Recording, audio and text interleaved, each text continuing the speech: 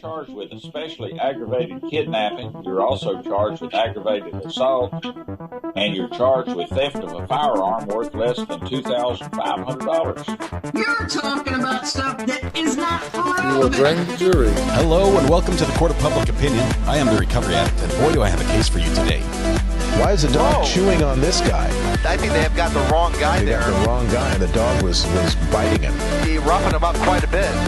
There's a lawsuit. 9 out of 10 judges prefer watching the Recovery Addict live stream in their courtroom. The fireworks are not done. Now we're getting commentary on the case. Dati mihi Anglican po, he's verbis Latino. I didn't ask you to interrupt me. Is that correct? Literally not true. Oh, for crumb's sake. All right, welcome back to the Court of Public Opinion. I am the Recovery Addict. Sorry, just a little bit late coming back from lunch. For 2 reasons. They're good reasons. They're not excuses, but they're good reasons. Reason number 1, I was making a few calls for some repairs on the house, that we're still waiting to have done. And reason number 2, Mrs. R.A. bought the Kit Kat ice cream cones at the store, and I had to eat 2 of them. And you can't eat ice cream cone on camera. You can't. So if I have a little bit of chocolate in the mustache and the beard, I apologize. I did try to clean it off as best I could. But I'm here now. Story time incoming, yes. Amanda, there we go. Congratulations on 36 months on the jury.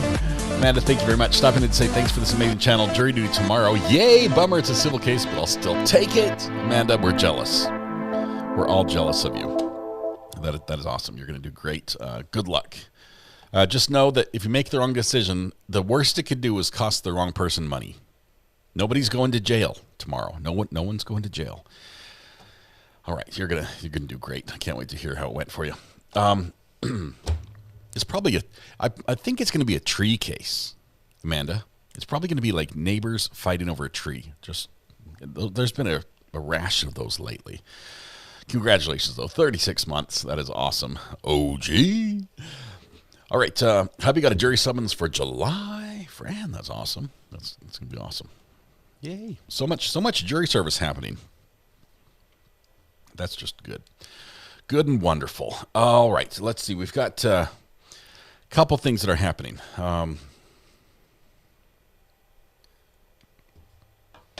Judge Dad is doing Judge Daddy things. Not Judge... Oh, that sounds weird when I say it that way.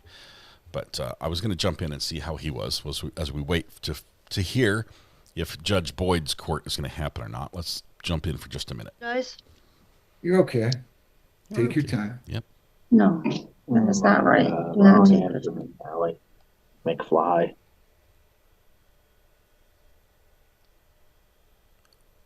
Who just called him McFly? What, you doing bills now? I can pay, I could pay 2 by the 22nd. 2,000? Yes. And the rest I can have paid by the 5th. And I do understand that We're gonna back up. that will be into the next month. I am waiting for, I have to go to. Somebody's talking about the judge behind his back. I can pay. I want to see. Hey, can you get good enough? Can you give me the break? Okay. Is this for Back up a termination? little bit further. I know it's a File an landlord-tenant issue. application for a writ, and I'm going to sign it. Landlord-tenant issue. This is my first time doing this, Your Honor. Like I said, I'm trying to get a place, and it's telling me to June, July, and He's giving you 60 days, 57, 8 days. I it's mean, that's 60 pretty days. good. 60 days. I think. Yes. I think 60 days. Do you agree to waive I the appreciate it. ma'am, do you agree to waive the 56-day rule for him? He's being courteous to you. Yes, Your Honor. Yes. So you understand he doesn't have to file a motion. Then if you're not out by July 1, he can just come up here on July 1 and file an application for a writ, and I'm going to sign it. The bailiff's going to go out and remove you. Do you understand that? Yes, Your Honor. All right. So you agree to waive that 56-day rule, correct? Yes. All right. Judgment for plaintiff. I filled that out, Jennifer. You can send that out. You are all set, ma'am. I sincerely wish you well. Good luck to you, eh? Okay. Sir, Thank good you, luck. Your Honor. Good luck to you too. Thank you very much. Thank Thank you. Epic Property versus Ashley Leay, 2601708. Sorry about that, Ashley. counsel. Your appearance? Good afternoon, Your Honor. Attorney Hamzi Silva on behalf of the plaintiff, and it's all right. How you doing? How you doing today? Ms. Leay, your name? Ashley Leay. So what are we doing on this one? Did you listen to and understand the rights on the advice of rights on the video, ma'am? Watch Yes, the ones sir. in the bottom right-hand corner. Do you wish to speak to a lawyer or apply for funding? They call him McFly. No, Your Honor. Is this for termination or non-payment? It's for non-payment. It's non-payment, Your Honor. Can you just tell me the total amount that's owed right now? Yeah, it's $3,490.35, and there's no dispute as to that amount. Miss Leay is only asking for the court's discretion as to the writ date. I wasn't. Can you get good enough? Can you give me the breakdown on how much is due in past due rent and late fees and costs and attorney fees, each one separate? Yeah. Rent to retain $3,306.18. Costs of $184.17 for that total amount of $3,490.35. There's no late fees? I apologize, Your Honor. That was How much are the late fees, Ms. Leay? The late fees are $50 a month. Okay, is that true, counsel? Can you confirm that? That is true, Your Honor. All right, so ma'am, I'm going to give him a judgment. You agree that you owe that amount, correct? Yes, sir. When can you pay that? So I was just telling him that I get paid on the 8th and the 22nd and the 5th. I was in between jobs. I was at the post office, and I resigned due to them sending me very far away, and I wasn't very comfortable with it. I don't need to hear that. Just tell me what you can pay and when. I can pay, hold on one second here. No, you should have it right. One moment, I apologize. You're okay. Take your time. No, that is not right. Do not do that. McFly. Just Diane Dickinson doesn't know What, she's you doing bills now? I can pay, I could pay 2 by the 22nd. 2,000? Yes. And the rest I can have paid by the 5th. And I do understand that that will be into the next month. I am waiting for, I have to go to the unemployment office tomorrow, Your Honor. I'm owed 2,000 and it was just held up by the post office. That's why this is late. And I was in between jobs and I am working again full time. So Here's what I'll do. Counsel, I'm prepared to give her, if she pays 2,000 by May the 22nd, to be the balance to be paid by June 5th. Any strong objection to that? I would just note an objection, Your Honor, but we would rest on the court's discretion. That's what I'll do, ma'am. But you got to remember, you're going to have to pay. So I'm going to give him a judgment. It's going to be for $3,490.35. You have to pay at least 2,000 by May 22nd. I'm going out of my way here. And then the balance by June the 5th, okay? Thank you so much, Your Honor. I appreciate it. Thank you. Thank you. Thanks, counsel. Sorry to keep you there so long. It was just a little crazy today. Thank Understood, you. Your Honor. Thank you. Meadow Lands versus Noah Lore and Heather Lore, 2601738.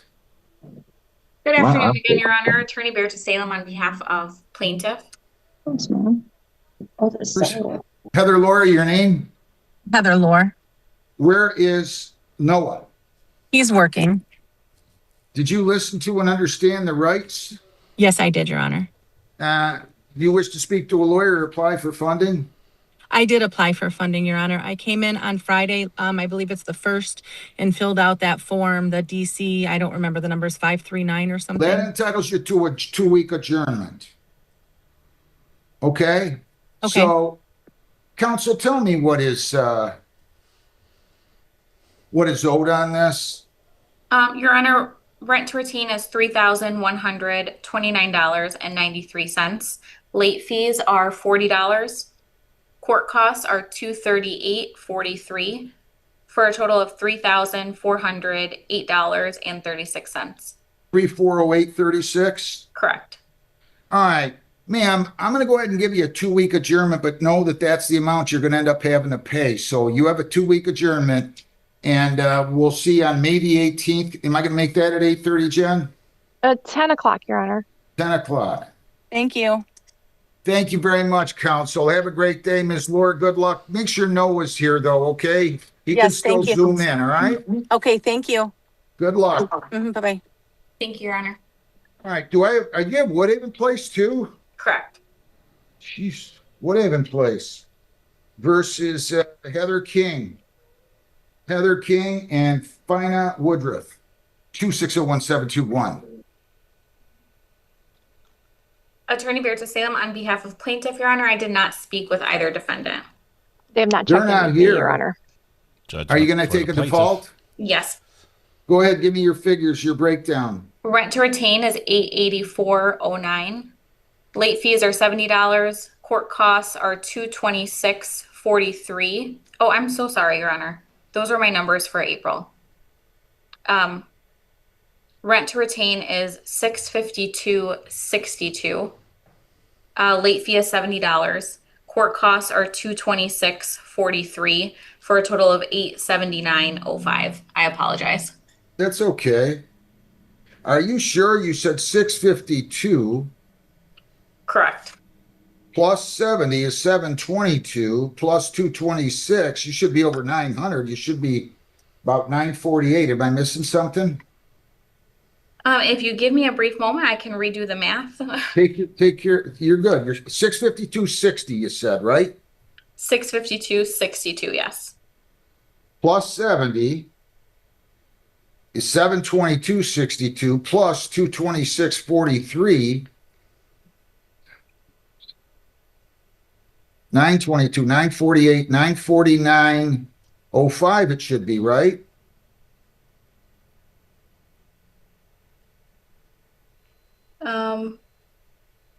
No, my end total was correct. My rent to retain was incorrect. It should be 582.62.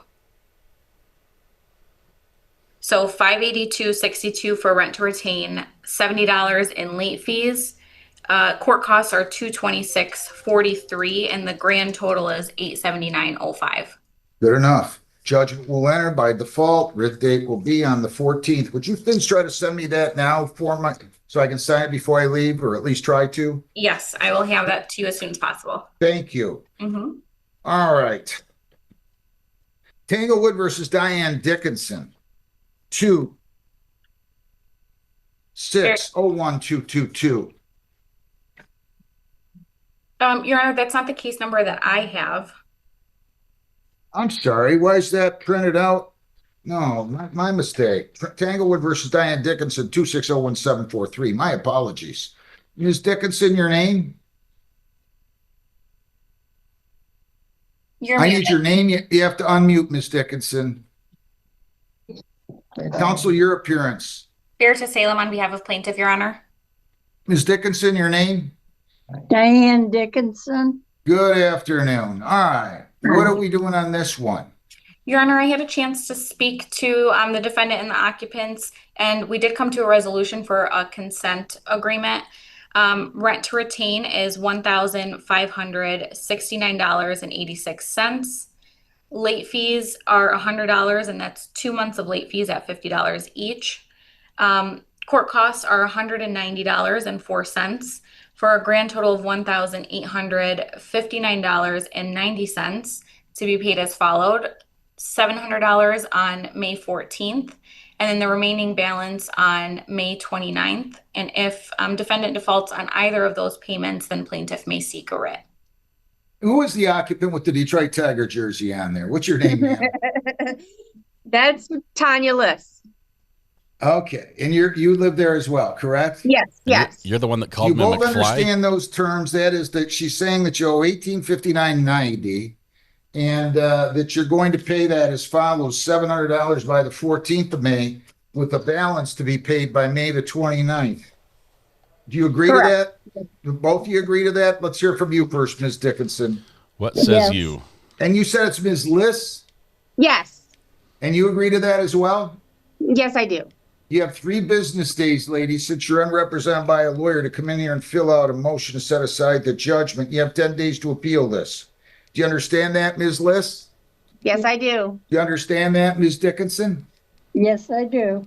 All right, ladies, I'm going to enter judge. This is, did you say this was a consent judgment, Ms. Salem? Yes, and I did advise Ms. Dickinson of her rights, and she did give me permission to sign her name to the consent. Is that true, Ms. Dickinson? You're giving counsel the right to your permission to sign your name? Yes, I did. All right. Well, I wish you two well. Have a great day. Thank you very much. Thanks, Miss Salem. Thank you so much, Your Honor. All right. A little rugged one today. Yep. All right. We're going to bail, Judge. Your sentences, you know, I may remember certain things about the case. I don't remember exactly all that I said and why I went with what I did, but I'm going to tell you, I did go higher than the state recommended. Because to me, and you've hit the nail on the head too in your realizations that burglaries, they are about stuff, and it's about people losing things, especially when they are heirlooms or things that they want to pass down to their children, things that mean a lot, that are priceless. That's when stuff matters more. But really with burglaries, it's about that invasion sense of trust. Yep. Can I trust being safe in my home? Can I trust being safe in my vacation property, where if it's my vacation property where I go to get away from the chaos of the world? And either they worked super hard to be able to get that property, or, you know, it was one that they were able to get through family, generation after generation. Either way, burglaries, they take away more than just property. And when we look at the restitution request in your case, and then combined with Ms. Mortenson's case, it doesn't appear that there is a lot of dollars in property. And so the issue here is the emotional turmoil and trauma that your actions and your conduct now has placed upon 4 separate families, and how they feel.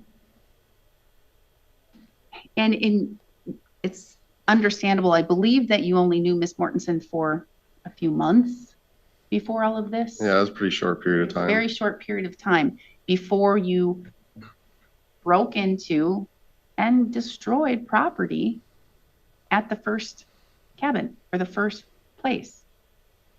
And then it happened after that. It kept going, and even then hit another one twice, hit one twice. What do you think that did to that family? Honestly, it'd be hard to even really grasp or wrap my head around it, but I'm sure it's horrible. I mean, like I said, if it was me, you know, you go there and like who and when and when's it going to happen again? And like, you know, you don't want to encounter somebody that you don't know that's, like he said, potentially dangerous, you know? And there was a lot of talk or argument from the state where you can be explosive and unpredictable and violent because you act on impulse. I believe that to be true, especially when you're under the influence of substances. And I would believe that you believe that to be true as well. I also believe that when you are free from substances and you are in a place as you are here today, that you may be a little bit more impulsive, because that's where therapy comes in and you have to work with therapy.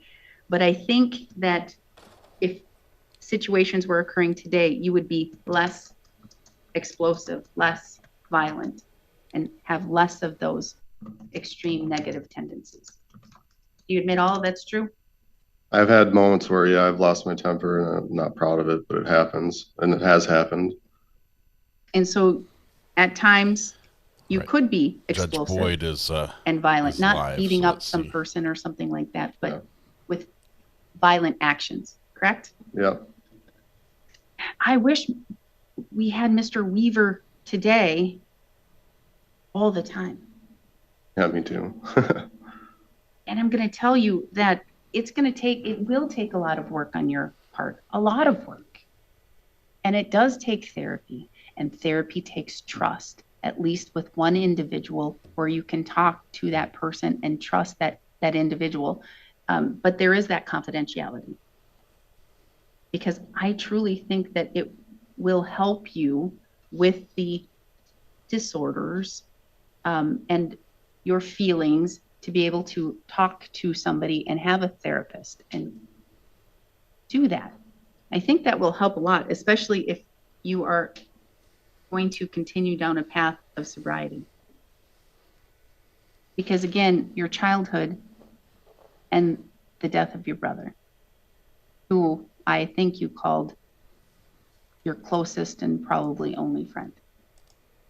Yeah, he was pretty cool. DSN, you're forgiven. So my condolences for the loss of your brother. And sentencing, you've been here before. You've been here a lot of times, and I looked at, well, maybe not here, but mostly Washburn County and over there. But you know what a sentencing judge has to do. I have to go through certain factors and go through certain things that I have to first look at the nature and the gravity of the offenses here. And here we're dealing with, well, 5 burglaries, but you pled guilty to 4, 5 just because it was one that affected one family twice. And you're pleading guilty to that obstructing of the officer. The obstruction isn't as high on the seriousness as the burglaries. And we've already went over why. Thank God no one was present at the places, because then it could have been violent. I have to look at you and your history, and that's why this whole discussion of disorders that you may have been diagnosed with and how you can move forward and a plan that you can take in order to address them. And I'm going to tell you, and to keep the demons at bay. Okay? And I'm not saying you're a demon. I'm not calling you evil, or I'm not saying any of that. But keep that at bay. We're going to jump to Judge Boyd. Hang on. Sorry, we have to jump because she's going to tell us if we have a court case or not today.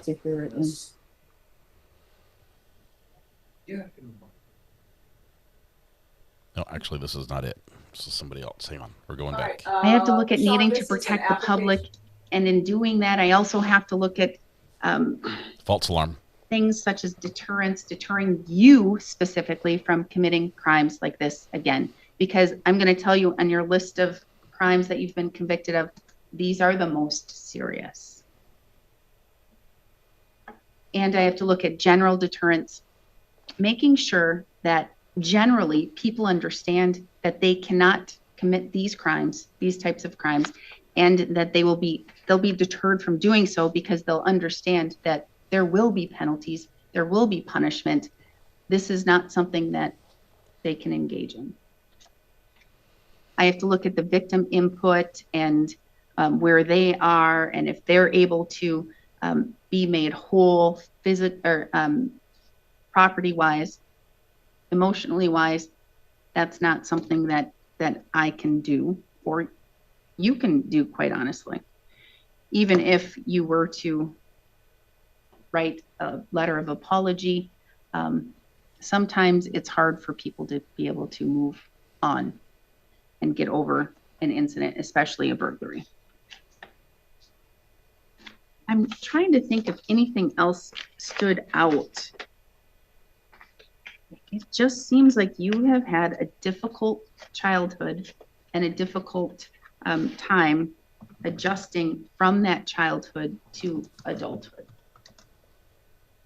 And with your diagnoses, you've been self-medicating.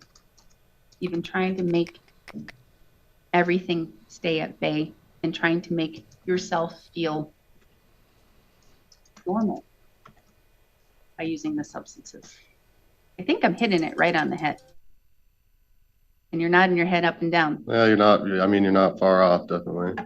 Everybody wants to feel good, you know. And you were trying to run from the bad. Too much. Mr. Weaver, I do think that you have the ability to be that person that you want to be. I truly do. You have to stay in this capacity, and you're going to have to work. And as hard as it is for you to be able to trust people, it's hard for me to trust people. You know, you're going to have to learn to trust some people. And you're going to have to learn, hopefully, to trust a therapist and talk some of these things through. Therapy is good for everybody.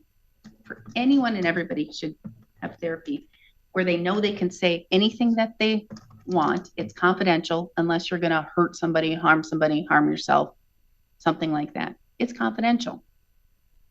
Or they could lose their license. Because I think that's one of the only ways that you're going to be able to work through this. You can't do it alone, and you shouldn't do it alone.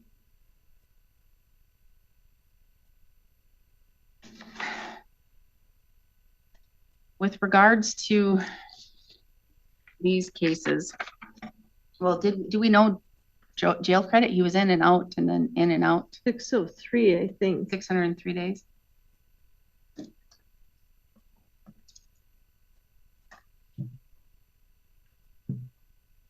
Are you interested? Have you been to a good therapy or not therapy, treatment? I mean, I've been to like a treatment, but I guess I didn't take it seriously. Neither was I there very long. So do you want to take it seriously?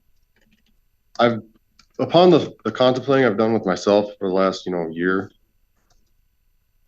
I don't think that it's manageable to continue the way that I have gone. And on top of that, I just don't like the way that it feels. Like you said, I want to feel good about myself. I want to be a contributing member. I don't want people to like be repelled and me be repelled from them. Like I like people, and I know it either way. I've already made up the decision that I want to be like a multiplying force rather than a subtracting force. So, I mean, I don't think that treatment wouldn't not be helpful. I think it would be helpful. So if I say, because sometimes I don't, sometimes I have the right to decide if you're able to engage in early release programming, such as substance abuse programming. If I say that I think that you should, I'm gonna let you if you want to and go through that. Is that something that you would do? Yeah, I would take it seriously. For what it's worth, at least everything that it's worth. Because I don't think that you would be able, I don't think that you would qualify for the challenge incarceration program. I'd love for you to do that, but I don't think so with some of these things. But I think the substance abuse, I think you really need that. And you really need to focus on the topics and the things and do a little bit more in-depth self-reflection. You're doing a lot, but I think you need to work on it more. And I think you want to work on it more. So with regards to all of the burglary counts, the court, I'm going to sentence you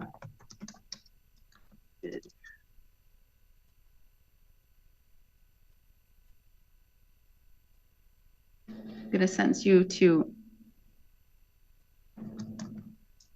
6.5 years.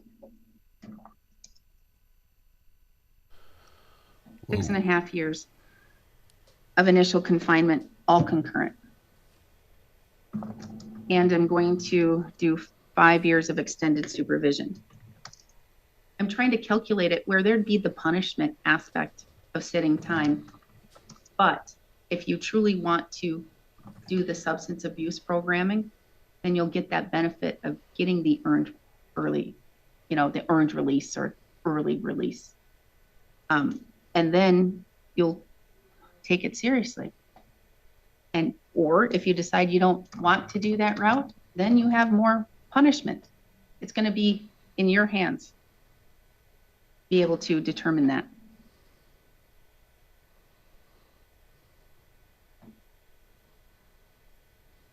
On extended, and for the obstruction, 9 months concurrent as well. 9 months concurrent with the other charges. this county will do better. Washburn County, where I believe you were from, and where a lot of your crimes took place, will benefit more if you put the priority on yourself and if you do the substance abuse programming.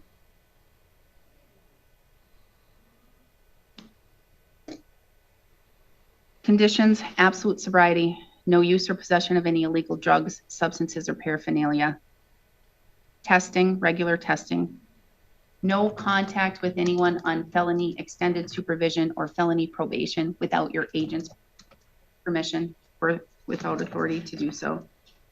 I am going to order a thinking for the change or breaking barriers type of program. I think that'll be very beneficial to you and help with your mindset. I'm going to order a mental health evaluation to see if there's therapy. I'm not ordering that you have to do it every week. I'm not saying that you have to. I just want you to see if there is an ability to get help and open that door for you.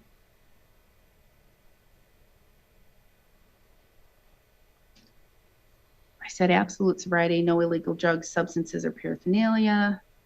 No bars, taverns, liquor stores, or casinos. No casinos. No contact with any of the victims or What about the racetracks? properties associated or their residents, because I'm sure they live in Minnesota.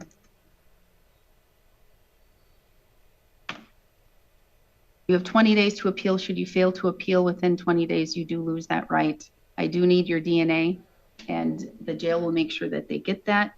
I do not believe that that this has the ability to be expunged, but you can request that if you wish, but I don't think that with this DNA, it can be expunged. You did have $10,000 posted. You absconded. That was forfeited long ago. However, the court did set aside the amount to pay the restitution back.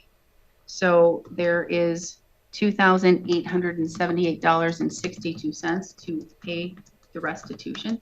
So at least you have that taken care of. I'm going to tell you that's going to go a long way when you're in custody, because if you are going to get an inmate worker position, you're only paid like 25 cents an hour, and they take restitution. I do believe that I can say that I'm not looking for payment on the court costs and fees until you are released. Restitution, I cannot do that. So the restitution is now, or should be paid after today. All right. With regards to the court costs and fees, $518 for the first count of burglary. I'm going to waive court costs for everything else because it's going to be a lot, because the law says that I have to charge at least a DNA surcharge for every conviction. And here you have the 5 convictions. So $518 for the first burglary, $250 the DNA surcharge for the other 3, and then $200 DNA surcharge for the obstruction, because that's a misdemeanor. But the rest of the court costs will be waived. Crime doesn't I'm also pay. going to say as a condition, gainful employment or higher education, because I believe I've read in at least one of the PSIs and in talking to you as your system has cleared and your brain has been reignited, you're an intelligent man. I believe it was referred to as highly intelligent man. So why waste that? Okay, why waste that? If you're given an opportunity in prison to get a profession or certification or something, use that. If you're able to do the welding, use that. We need more welders. If you're able to do plumbing, figure that out and do that. We need more plumbers. We need more plumbers. Okay. I need a roofing and you can guy. make a lot of money if you're doing those things.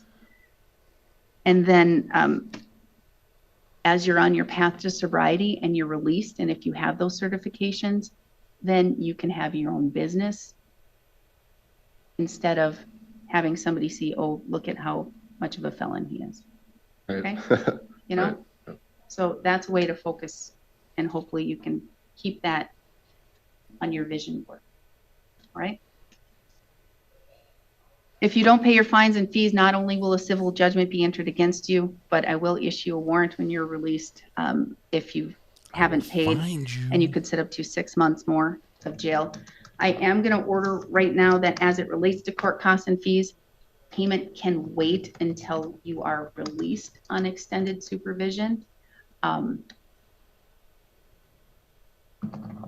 If the Department of Corrections requires me to have an amount, I will just say $5 a month, because I'd rather have you have the ability to earn your low wage in prison and be able to use that in good ways.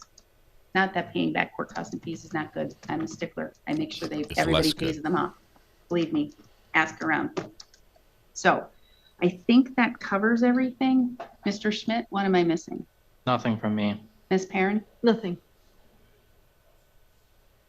Please move forward and do good. Be good. And don't just try to do something, actually do it. And use your mind. And be something better. Be something that you're meant to be, not what this defines you as. Okay? Yes, Your Honor. Yoda says do or do not. There's no nothing try. further, then we are adjourned. Oh, 600. Oh, and now we're going to go back to Judge Boyd's court. She's still working with that other lady, but we'll see if they're almost done. And not put the mask on them first, because if you do, you're probably going to pass out or something may happen. Oh, she's so doing the oxygen example. We've got to I love this heal one. you first, and then you can heal your mom. Okay? And they'll still let you have contact with your mom and everything. Okay? Okay. This is programming and candidly, it is going to be rather intrusive. They're going to get into your heads. They're going to want to try and help you break the bonds that have almost forced him into running a street fight. They're going to try and fix all that, but it's going to be real intrusive. They're going to get into your head. You're going to want to know everything, and they're going to try and help. But there's also a bunch of do-gooders that are sure that they're doing it the right way, and they're going to make you cooperate. Okay, so I have to go with their court first. Yeah, what's going to happen is I'm going to place you on probation. I'm going to set certain conditions for your probation. However, if they accept you into the program, my conditions, they may say, no, this is not appropriate for her, and they may do something different. But whatever they do, it's going to be for your benefit. Okay. Okay. And then if you successfully complete everything over there, normally they will terminate you early, which would mean you'll be off probation early. You just have to follow their rules, okay? All right. It's going to be in your best interest. But you may or may not want to do it. You have to tell her. Gotta be a big girl. Gotta be a big girl. You don't think you want to do this. If you just want to go on probation, she'll put you on probation. She's telling you. And what I can tell you, if a motion to revoke is filed, then I may not be the judge that hears that motion. It will be another judge that would hear that. That could go poorly for you. Lost her job in the last one. Yeah.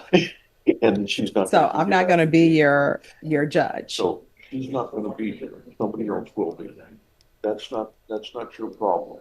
The problem right now is, do you want to voluntarily go into this Franza court? Or just take on her probation. Or just go on her probation? I just take on her probation. I'm sorry? I have to take your probation. Does she want regular? Here's the thing. At the end of the day, when I give you probation, if a motion to revoke is filed against you, and if that motion to revoke is not heard before January 1st, I will not be the person hearing it. That's what I'm telling you. That's if you do a slip and fall and are unsuccessful on probation. Oh, yeah, I understand. Okay, yeah. Okay. Okay, I So that's okay. So here's my question for you. Yeah. Do you want to go to Esperanza Court or not? No, ma'am. Okay. I'll take my probation. All right. It's going to be regular reporting by Zoom or in person, regular random UAs, $1,000 fine, probated, proof of employment within 45 days of release, no employment as a home health care provider or with minors. Parenting classes. There is going to be a MIC evaluation. Probation, does that need to be in custody or out of custody? Okay. So a MIC evaluation out of custody and a TAP evaluation out of custody follow Rex. There needs to be a referral to Center for Healthcare Services. 200 hours of community service restitution. There'll be a 50-hour deduction for completion of MRT. Another 50 hours for completion of the felony theft course. It's a lot of 50 hours. Do you have any children? Yes, I do. Parenting And classes. what are their ages? 13, should be 14 this year. All right, and do you have contact with her? On his stipulations. All right, another 50 hours will be deducted for completion of parenting classes. Told you, it's coming. And the remaining 50 hours will be deducted upon completion of the GED or some type of trade school certification. Okay, that's like 200 hours off she can get. The court will sentence you to 4 years in prison, suspended and probated for 4 years. Probation, is there anything else? Field visits 1 time per month for 6 months. Is there anything else? Okay. Anything else you need from the court to be successful? Communication is key. Tell her that part, Judge. All right. Do you need anything else? No, you set me straight. All right. Did you review the document entitled Trial Court Certification of Defendant's Rights to Appeal with your attorney? Yes, I did. Did you understand it and sign it? Yes, ma'am, I did. All right. Because this is a plea bargain agreement, because I followed your plea bargain agreement, and because you waived your right to appeal, you do not have the court's permission to appeal. Because this is a felony conviction, you're not allowed to own or possess any weapons or ammunition. If you have a question over what that is, you'll need to speak to an attorney. You understand? Okay. All right. Thank you. Thank you. Thank you, Robert. You're welcome. Judge, do we have a case this afternoon or not?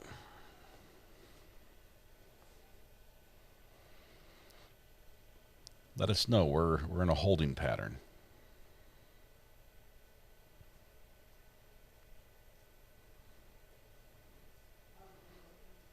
Still. A walker. Mm-hmm. She's a disabled vet. Okay. I had to go to her to get the initial payment because she is not very mobile, and she's a sweetheart. Oh, okay. Anyway, thank you for your sensitivity. Oh, welcome. Have a good one. I wasn't too insensitive. Oh, no, you were not. You're good. No, I appreciate that. Thank you, ma'am. All right. Thank you. I try to tell people. Yeah. No. So we're good. Thank you, John. Thank you. Oh, the Magnolias. Are they still? They are doing it, but I looked for it this morning, but there were none down low enough where a short guy could get them. Okay. I even had a gallon Ziploc with me, but didn't do any good. Maybe next time. Yep. All right. Are you all ready on Nathan Martinez? Here we go. That's our guy. So yeah, I think so. Nathan. Okay. Let's see if we have a case today. Mr. Martinez is in custody. Yes. But he's in civilian clothes because he's here for a trial that's today. Gonna come up as no case number. Here it comes.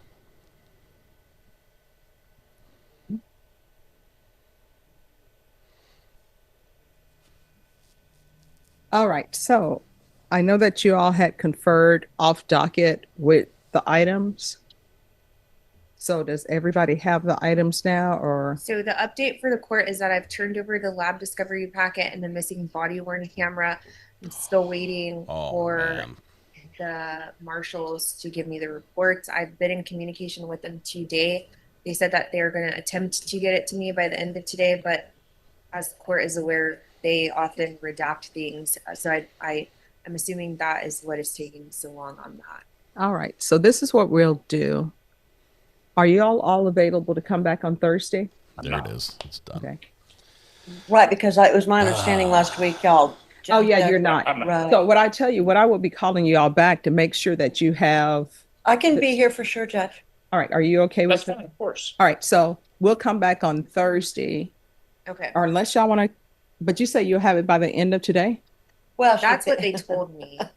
And I keep on calling over there. So I had to call a lot of people to get the body worn cameras. So I'm doing. No, I understand. End, but it's dependent. When will you be back? Monday. All right, then let's do this. If you're all okay, we'll recall it on Tuesday. And whatever you get, if it's redacted or whatever, if you could get it to them. Yes, of course. And see if they have any objections about the redaction. We may need a hearing on that. And so we'll come back on May 12th. May 12th, okay. And see where we are with any other items. So that's just a discovery update. Yes, to see where everything is. And then after that date, we'll there. set another Okay. agreed to trial. Thank you, setting. Judge, very much. All right. May we be excused? Yes, thank you. Thank you.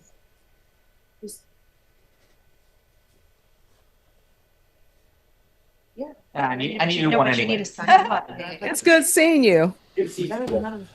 Well, all of that. Everybody's yeah. Just give me a moment. I have to put this in the system.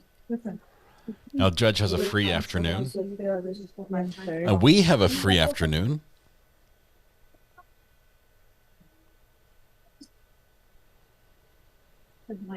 Today's the 4th. Should we go back and speed watch something? How long is the strangulation case supposed to last? Anybody know off the top of their head? Let's see, that's this one here.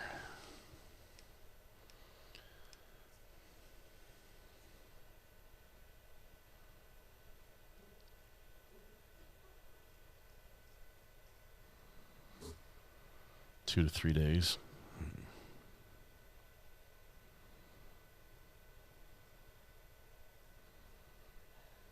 How bad's the audio? Let's listen. Back on May 12th. That's not it. MILA Adams ADMS. And do you normally go by? It's not too bad. It's not too bad. We can fix it. We can fix it for sure.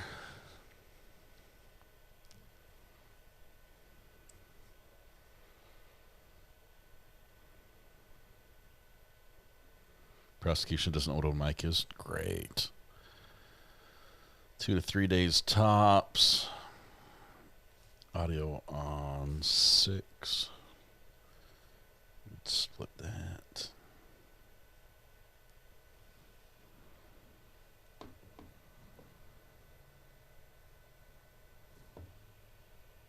What sort of training did you take to become a sheriff? I went to school for clinical psychology, so I have a degree in psychology. Okay, that's a little bit better. All right.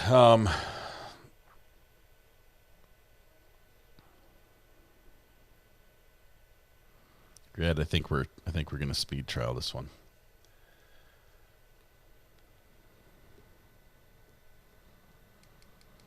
Let's see what happened first thing this morning. Give me a second so we can speed this up.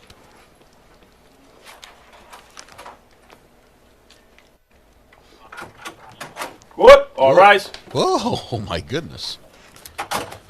Hear ye. All persons having anything to do with the Honorable G. Marine Carroll, First Justice of the District Court, now sitting in Dedham, within and for the Commonwealth, draw near, give your attendance, and you shall be heard. God save the Commonwealth of Massachusetts. This honorable quorum is now in session. You may be seated. I didn't know I'd missed that, but apparently I had.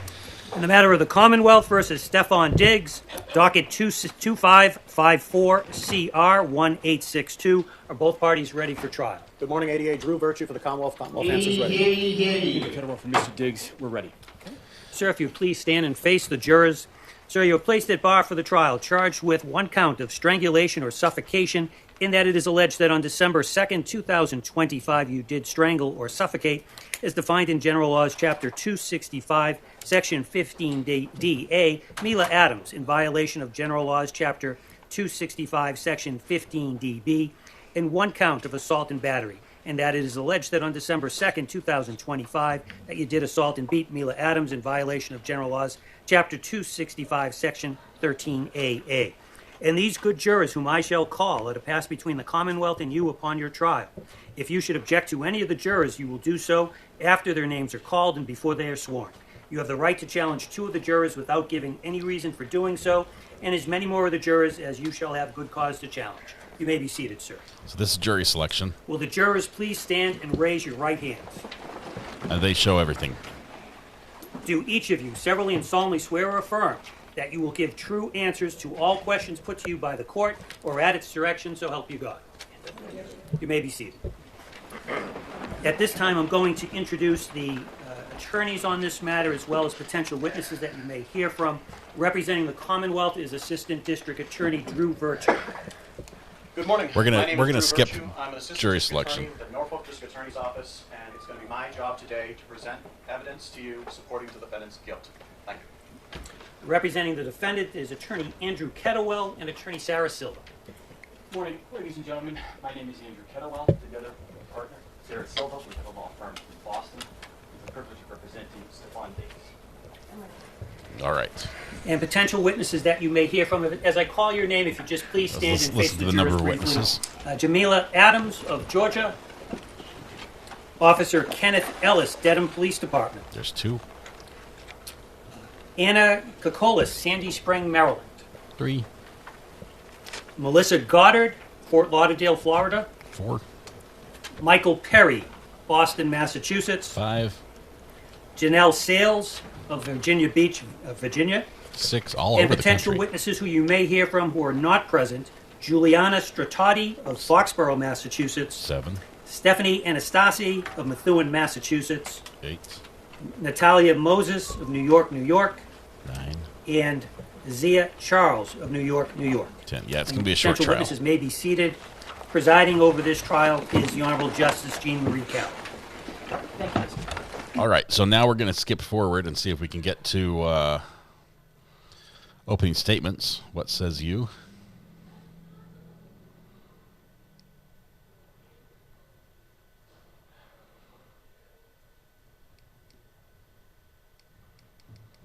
Wait for it.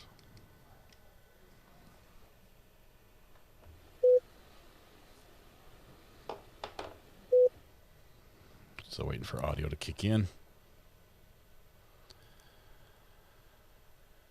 Still beeping. Legally Blonde says, thanks for this. I needed something to distract my brain. You're the bestest. Love you, Pixel fam. Thank you very much. Got to watch something. And Judge Boyd, this is like 3rd strike for her on us. And we sent you flowers even. I mean, all right.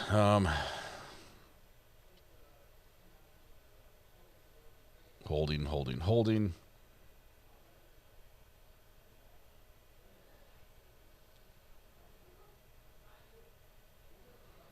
Waiting for audio.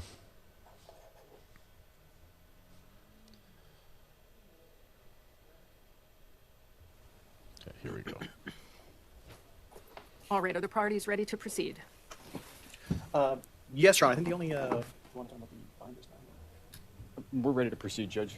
I know we had discussed evidentiary issues. I'm going to crank the sound up. Do we need to address those at this time, or are we ready to bring in the jury and proceed with openings? Just bring the jury, Judge. openings, I think. Okay, then let's do that. We do, and counsel, I'm reminded of your motion last week to sequester any witnesses, so I don't know if any of your witnesses are in the courtroom, but if they are, if they'd kindly step out, and any witnesses in this matter who will be testifying will be called in one at a time. All set? Yes, Your Honor. Okay. Selena, thank you very much.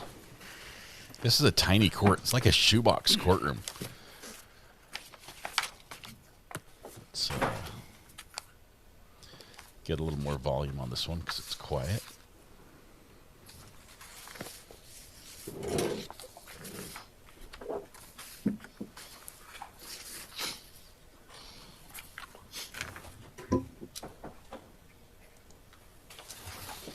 2022. The defendant is an NFL football player, from my understanding. I don't watch the sport myself, but one would assume that that would, by nature, mean that these are not public defenders. Because the average NFL football player makes more than the average person. Camera rose too. Took it seriously. Plays for New England Patriots. Wide receiver. That means he's got good hands and he's got fast feet. Private defense. May be seated. All right, counsel are ready to proceed? Yes. All right, go ahead.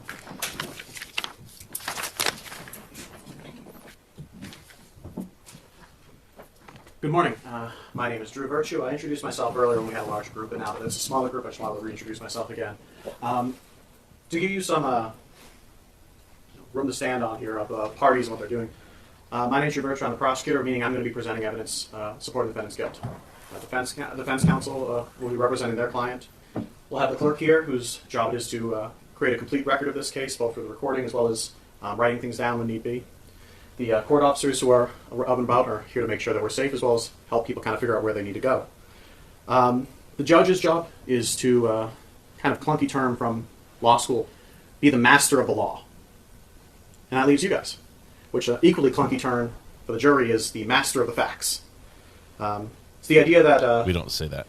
It's your job, it's your exclusive job, your special job to Call them determine fact ninjas. the facts at stake that we're talking about, what actually happened. And this is concerning about what happened on December 2nd of 2025. Now, you're going to have an opportunity to hear from some witnesses. You're going to have an opportunity to hear from Ms. Mila Adams. She'll tell you about her career as a private chef. She'll tell you how she came to know the defendant, about how she came to be working as a chef for him. She'll tell you about her experience working for Mr. Diggs. I expect she'll tell you about a disagreement she had with some members of his staff. And then I expect that she'll tell you about what happened on December 2nd. And I remind you, it's your job here today to determine what happened on December 2nd. I expect Ms. Mila Adams, when she takes that stand, she'll tell you how she was texting with the defendant about her boss, Mr. Diggs. That on that text they started arguing, they started name-calling. I expect she'll tell you how she was in her bedroom at his house, how he entered her bedroom, walked up to her, and slapped her. I expect she's going to tell you how he put her in a headlock, the difficulty she had breathing, that he threw her on the bed, and then he left. I expect she's going to tell you then how that affected her, what she did after her, how she continued working for him afterwards, how she had a dispute with him over a payment, how his staff told her that she needed to sign a non-disclosure agreement to get paid. I expect she'll tell you Those are standard. that it wasn't until after this incident on December 2nd that anyone talked to her about a non-disclosure agreement. I expect for her to tell you how she eventually left that job as a chef, Mr. Diggs, and how she eventually reported what happened to her to the police. You also have an opportunity to hear from an officer from the Dedham Police, one Kenneth Ellis. He'll tell you about his training that he undertook in order to become an officer, and how on December the 16th, Ms. Mila Adams came to the Dedham Police Station to talk to the police. He'll be able to tell you a bit about that encounter, what he saw, a little bit about that conversation, and ultimately how he chose to, how charges were filed against Mr. Diggs. Now, in this case, Mr. Diggs has no obligation to call any witnesses. He may choose not to call any witnesses, and you cannot hold that against him. But in the event that he does call witnesses, I ask that you give his witnesses the same care, the same attention, and the same scrutiny that you give to the Commonwealth's witnesses. It's part of your job as jurors, as the master of the facts, to listen to every witness, to pay attention, and to assess their credibility. In doing so, I ask that you keep two things in mind. One, what the witness had an opportunity to see or not to see. Whether the witness had an actual opportunity to witness the crime or just saw things in and around it. And 2, what sort of financial relationship each witness had to Mr. Diggs. I imagine the defense may argue that Ms. Adams' financial dispute with Mr. Diggs is an important part of this case, and I'd say it is an important part of this case. But just in the same way that her financial relationship to Mr. Diggs is important, so is all the witnesses' financial relationship to Mr. Diggs. Now, at the conclusion of evidence, I'll have an opportunity to come back to you again. During that time, closing arguments, I'll ask you to come to a decision based on the evidence you heard. But right now, what I'm asking you is to not come to any decisions. Right now, your main job is to listen. It's to pay attention, to give every bit of evidence the attention and the scrutiny it deserves. And when I say every bit of evidence, I do mean every bit of evidence, because in cases like this, every bit of evidence is important. Thank you. NDAs are standard when Counsel, it comes be to private chefs. I've got a friend who's one. Good afternoon, again, ladies and gentlemen. The assault the Commonwealth just described in their opening statement in only a few sentences. It never happened. Did not happen. There was no strangulation, there was no assault, there was no incident on December 2nd or any other day. There were 6 people in Mr. Diggs' home on December 2nd, and not one heard or saw anything out of the ordinary. The Commonwealth has no physical evidence. There are no medical records. There are no photos or videos showing any injuries. Wow. There are videos showing no injuries at all. Pay attention to where those came from. On December 16th, as the Commonwealth just said, Ms. Adams went to the police, and you will learn that after that, on the very day the complaint issued in this case, December 29th, demands for money from Mr. Diggs began coming from Ms. Adams' agents, starting at the end of December on the 29th with over $19,000, and the most recent being a sum for quite a bit more. My name, again, is Andrew Kettlewell, and with my partner, Ms. Silva, we represent Stefon Diggs, who I'm actually going to ask to stand up for a moment. Mr. Diggs is a 33-year-old professional football player and businessman. He played for the New England Patriots last year. He's from Maryland. He's joined here with his mother. Thank you. You're going to learn, ladies and gentlemen, that December 2nd, 2025 was a day like any other for Stefon Diggs. He was in a good mood. The Patriots had played the night before. They'd won. He played well. He was going to head into work on December 2nd, just like any other day after a game, for treatment, film review, team meetings. And that night, on December 2nd, 2025, he and his closest friends were scheduled to fly to Miami, Florida. That was for the 1 week off he had during the season, the 1 week of vacation. It's called a bye week. During that day, after he went to work, friends began arriving at his house, folks who were also joining him on the trip to Miami. There were other people in his house. One of those people who I expect you're going to hear from is his assistant, Janelle Salas. You'll hear people refer to her as Sunny.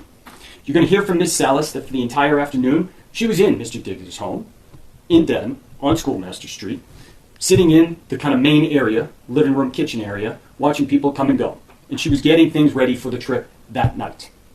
Miss Adams, you're going to hear, was also in that house. She lived and worked in that house as Mr. Diggs' chef for the regular season.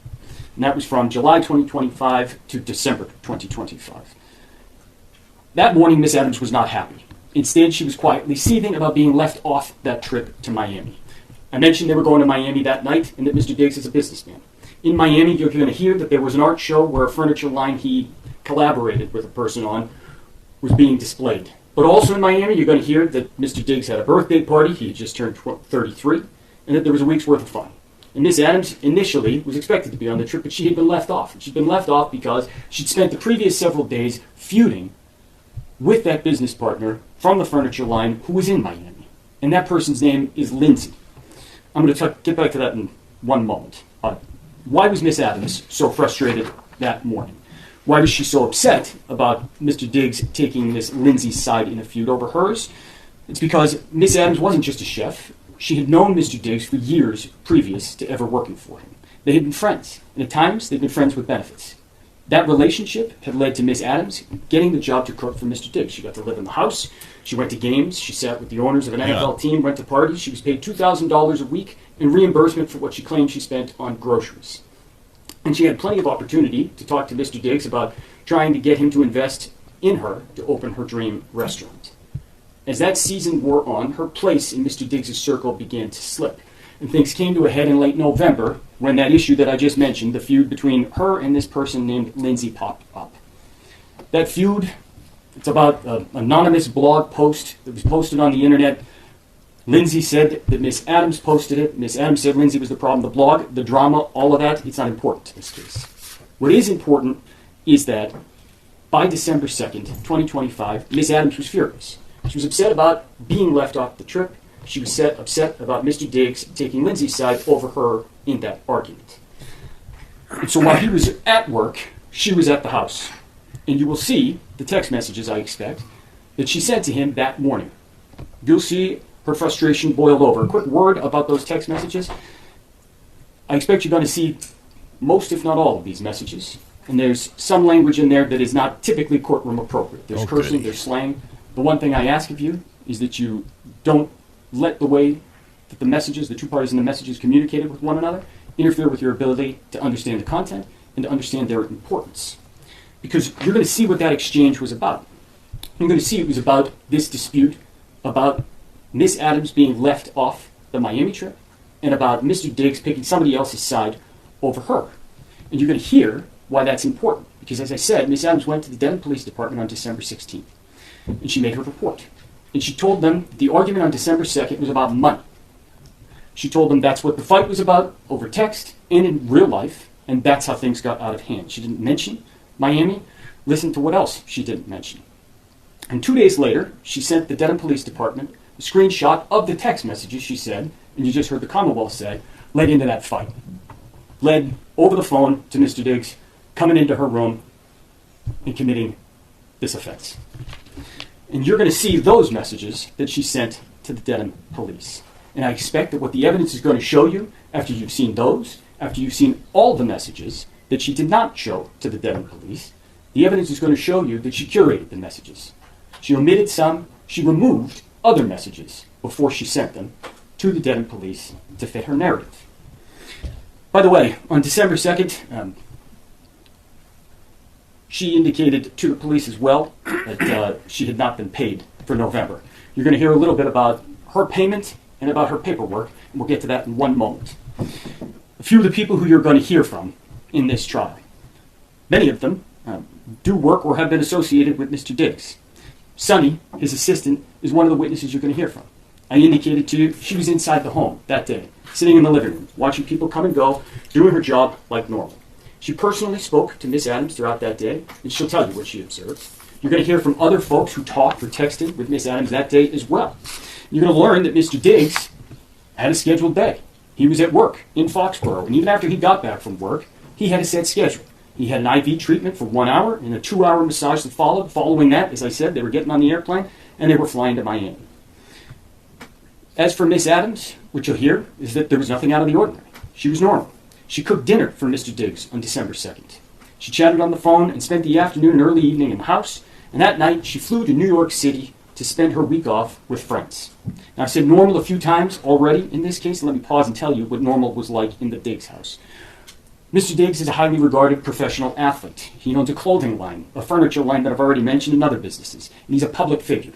He's a coterie of family, friends, and staff around him at all times. Good professional athletes are paid very well in this country, and Mr. Diggs is very good at his job. He has the means to support his friends, family, and staff, and he takes good care of his people. You're going to hear that on December 2nd, he was taking his entire entourage on an airplane down to Miami and putting them up for weeks' worth of events and parties, and that wasn't even out of the ordinary. So normal in the Mr. Diggs house is a little bit different from normal in your house or mine. But just like any other person in this country, rich or poor, Mr. Diggs sits here an innocent man. And any preconceptions or feelings you have about athletes, wealth, or anything else, you have to put aside and not let interfere with the oath you just took as jurors. So we've talked about December 2nd because that's the day Miss Adams claimed this incident occurred. You're going to hear about other days as well. You'll hear a little bit, like I said, about that November blog incident because it led up to the text exchange on December 2nd. The text exchange, the Commonwealth just told you, led into this physical assault that Miss Adams claims occurred. You also heard a moment ago that she flew to New York City that night. And I expect that you're going to hear from the people she stayed with in New York City. Their names are Shai Charles and Natalia Moses. They're both hairstylists who live in New York City, and you're going to see videos from Miss Adams' trip to New York City. Videos recorded only hours after she had landed, hours after this alleged incident had occurred. Videos from later that week, the next day, and a few days after that. And when you hear about those videos, ask yourself, what am I seeing? Where did the information come from? And what can it tell me? Ask yourself whether what is depicted on those videos is consistent with the Commonwealth's theory that Ms. Adams was brutally assaulted by a professional athlete in her bedroom on December 2nd. Ask yourself, what would you expect to see from what the Commonwealth just described in a person's demeanor and physically on their body?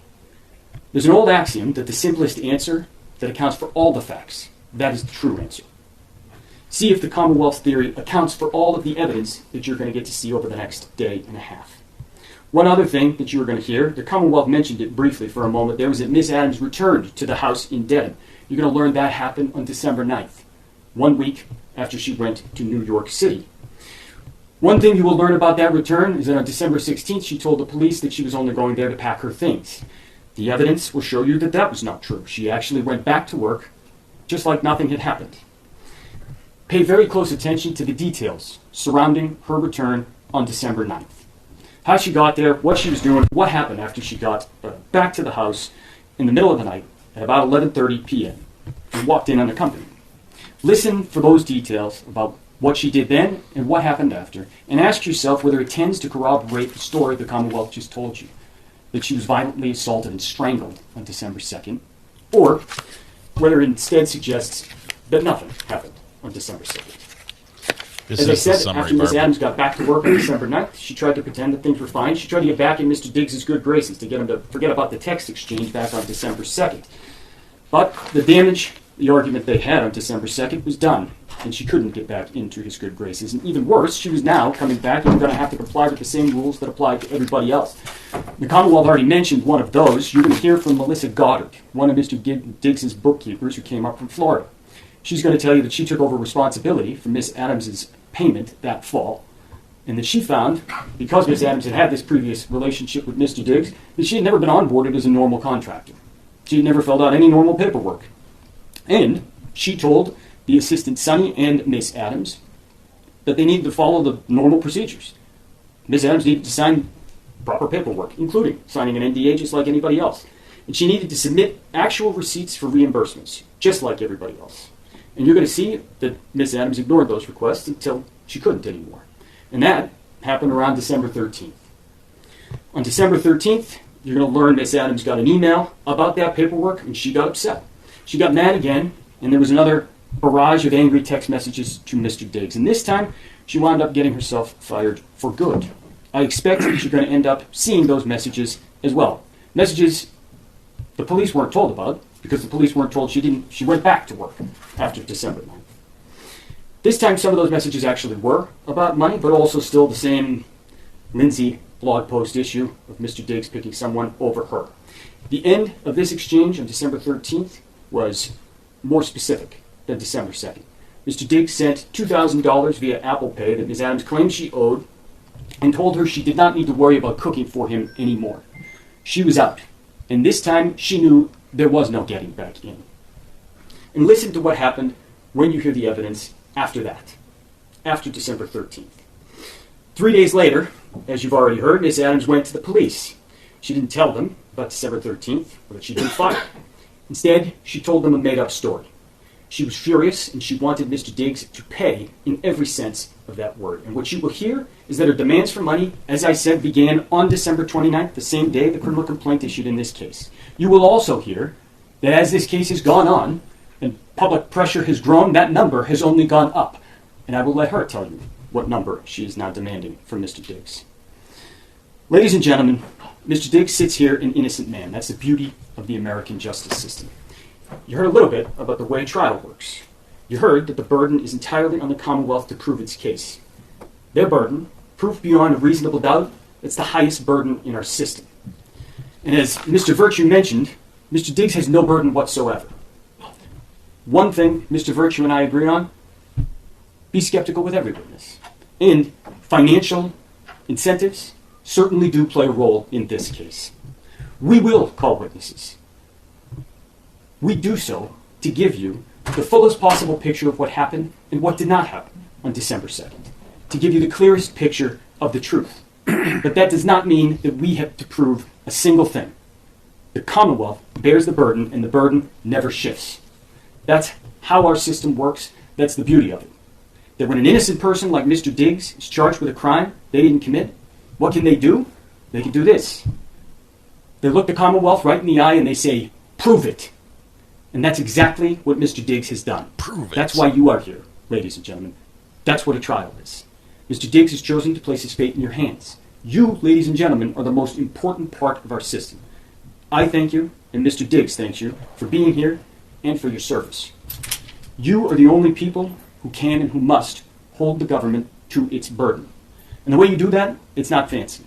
It's by using your common sense, your life experience, tools you use every day of your life to weigh credibility and to make decisions. And our system depends on that. You are the judges of credibility. And so I ask that you listen carefully, that you keep your full attention while you're here, and that you remember that the simplest answer that accounts for all the facts is the true answer.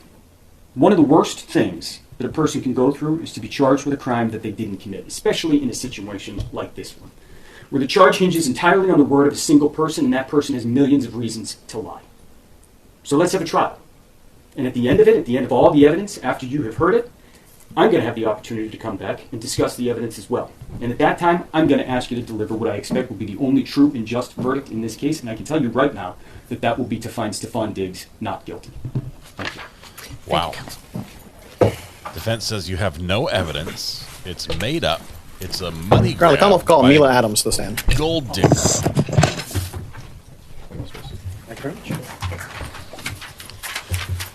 First witness. We are on speed trial, so we're flying through it. Oh my goodness. That's just painful.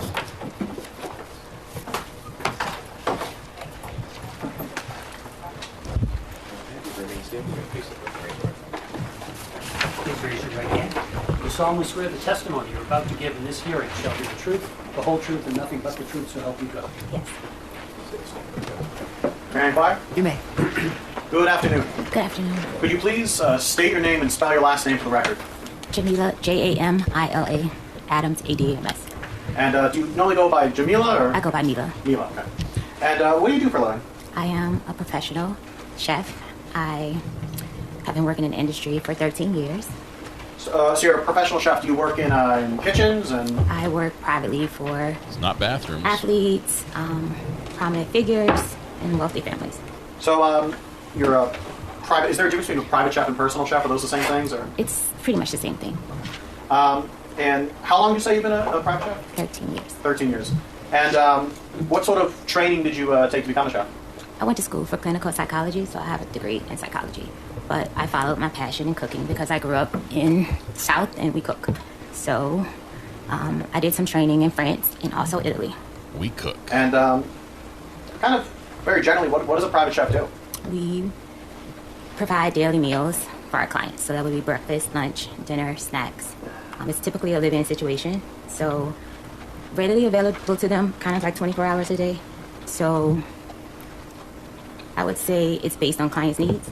So and, each client would, whatever your health goals were or health issues were, I will help you get better. So you mentioned a little bit of what kind of clientele have you worked for? Athletes, entertainers. And without naming names, what kind of athletes or entertainers do you mean? Singers, football players, basketball players, baseball players. And are these professionals? Very professional. How much do you make in that job? It ranges, depending on the needs they need from me. If it's a full-time live-in, it can range from anywhere $5,300 a week to $10,000. Turning your attention now to a Mr. week? Stefon Diggs. Do you know Mr. Stefon Diggs? Yes. And how do you know him? I've known Stefon Diggs for over 4.5 years. And how'd you meet him? We met in December 22 through an Instagram message. He first wanted me to cook for him. And do you see him in the courtroom today? Yes. And could you identify him through? I see you're pointing at someone, but can you describe him just because we have to have everything on the record?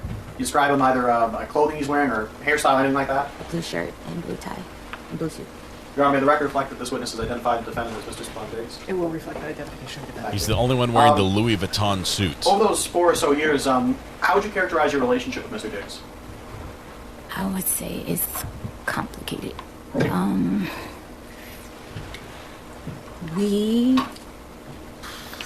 had it started out as friends. It started out as friends, became sexual, and we would meet up, hang out, and we decided I would come work for him like February of 2025. So you said February 2025, you and he talked about you working for him? Yes. And that's as a private chef? Yes. What were the sort of terms of your employment? Like were you going to be living with him? Yes. And how many meals or what was it like working for him?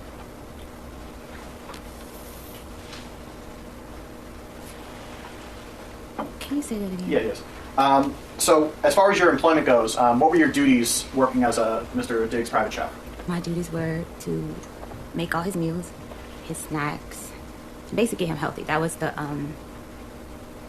start of our initially hiring me. He was coming back. It was his comeback year, and I wanted to help him get healthy, to eat better too.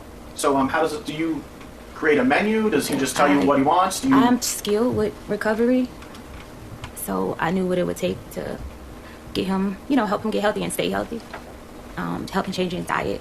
So it was more so like diet change would be the focus, and just overall help. And did you would you cook just for him or for other people as well? Yes, I would cook for whoever was in the house.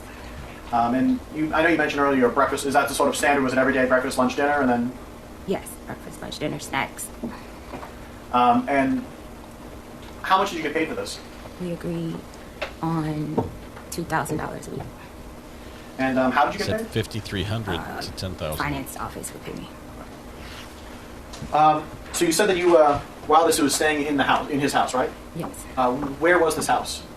7 Schoolmasters Lane. In what town? Dedham. And could you describe this house? What was it? It was a single family home? What was it? Was it an apartment? Was it? It was a single family home's house. And how many floors was it? Basement, middle floor, a landing, and then top floor. So 3 floors. And so, where was the kitchen? The kitchen was downstairs on the floor you come into the house on. So the first floor. Go.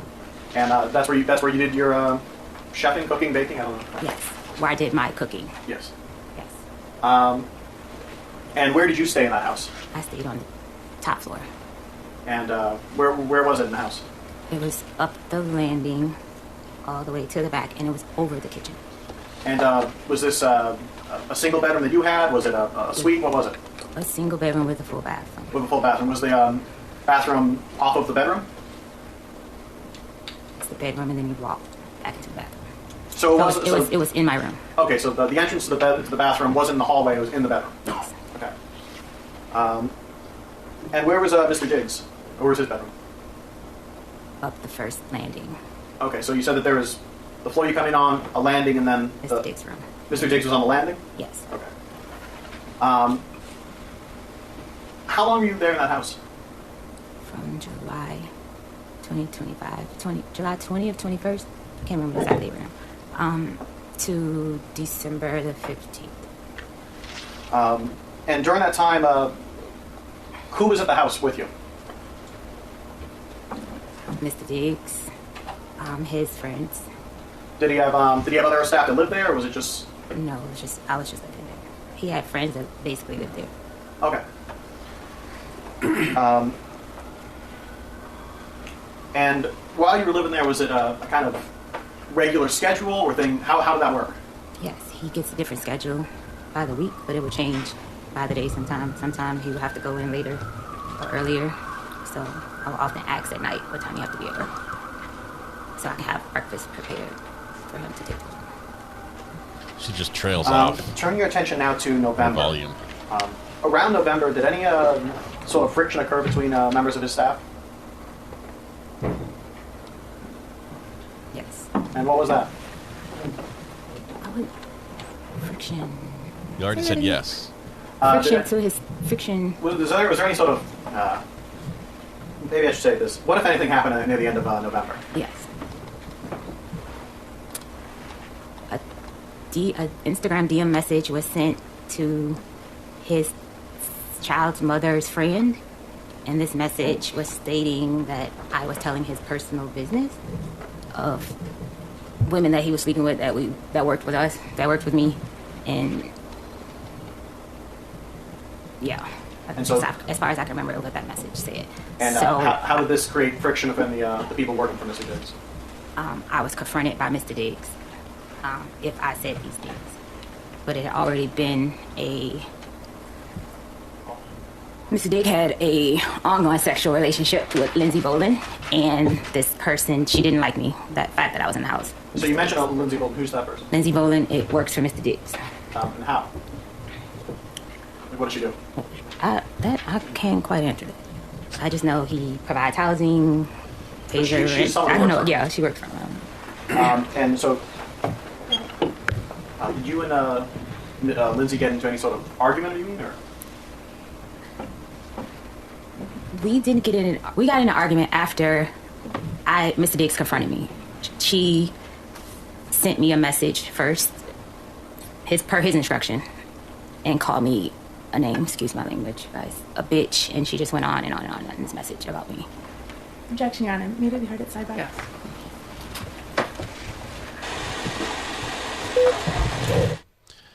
Okay, well, they're at sidebar. Well, we're going to go ahead and mute this for a second.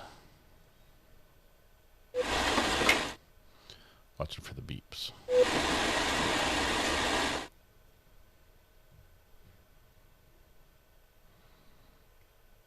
Beep. Beep.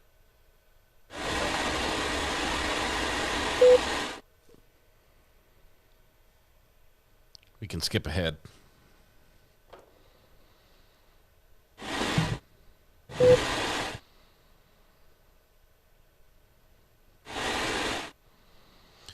Lots of static, lots of beeps. Interesting. Were members of Mr. Diggs' staff going to go down to a trip to Miami? Interesting mannerisms.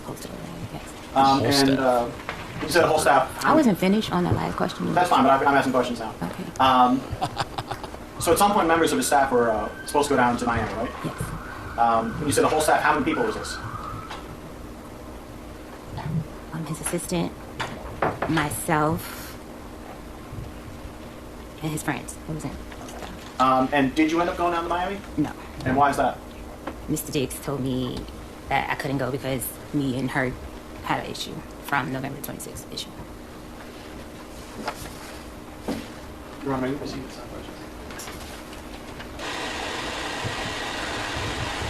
Another little sidebar. Yeah, the demeanor on this witness is interesting.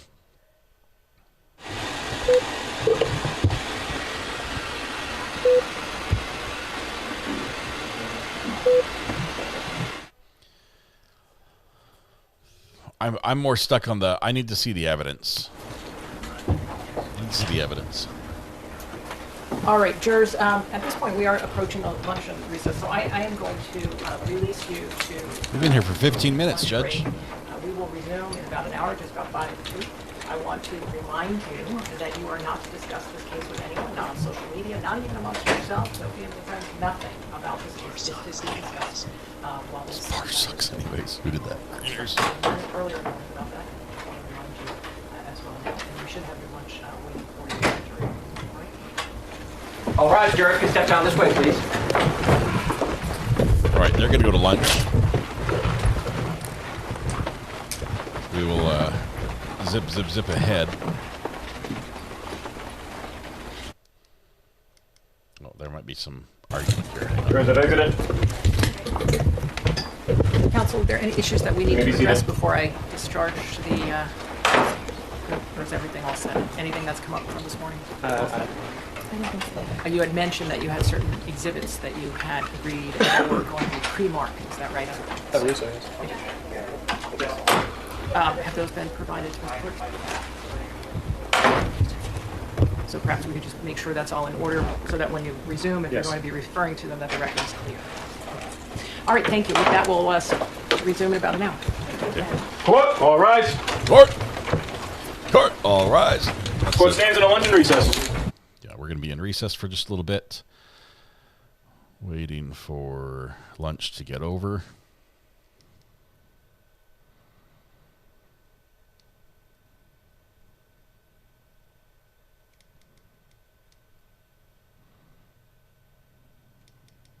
We're going to pick up with testimony where we left off with the complainant on the stand testifying about everything.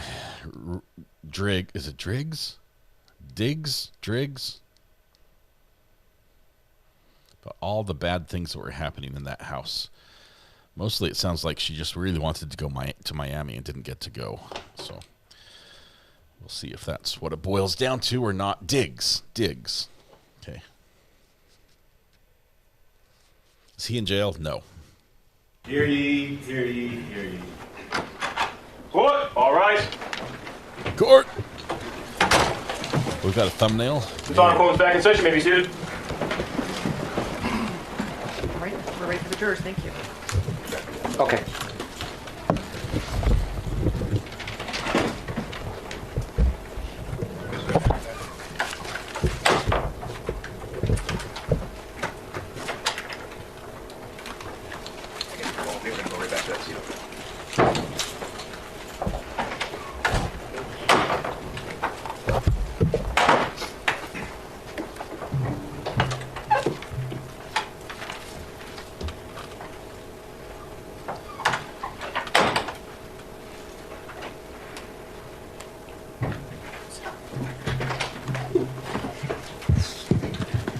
Court, all rise. Jurors enter. We are staring at the ceiling right now, in case you're curious.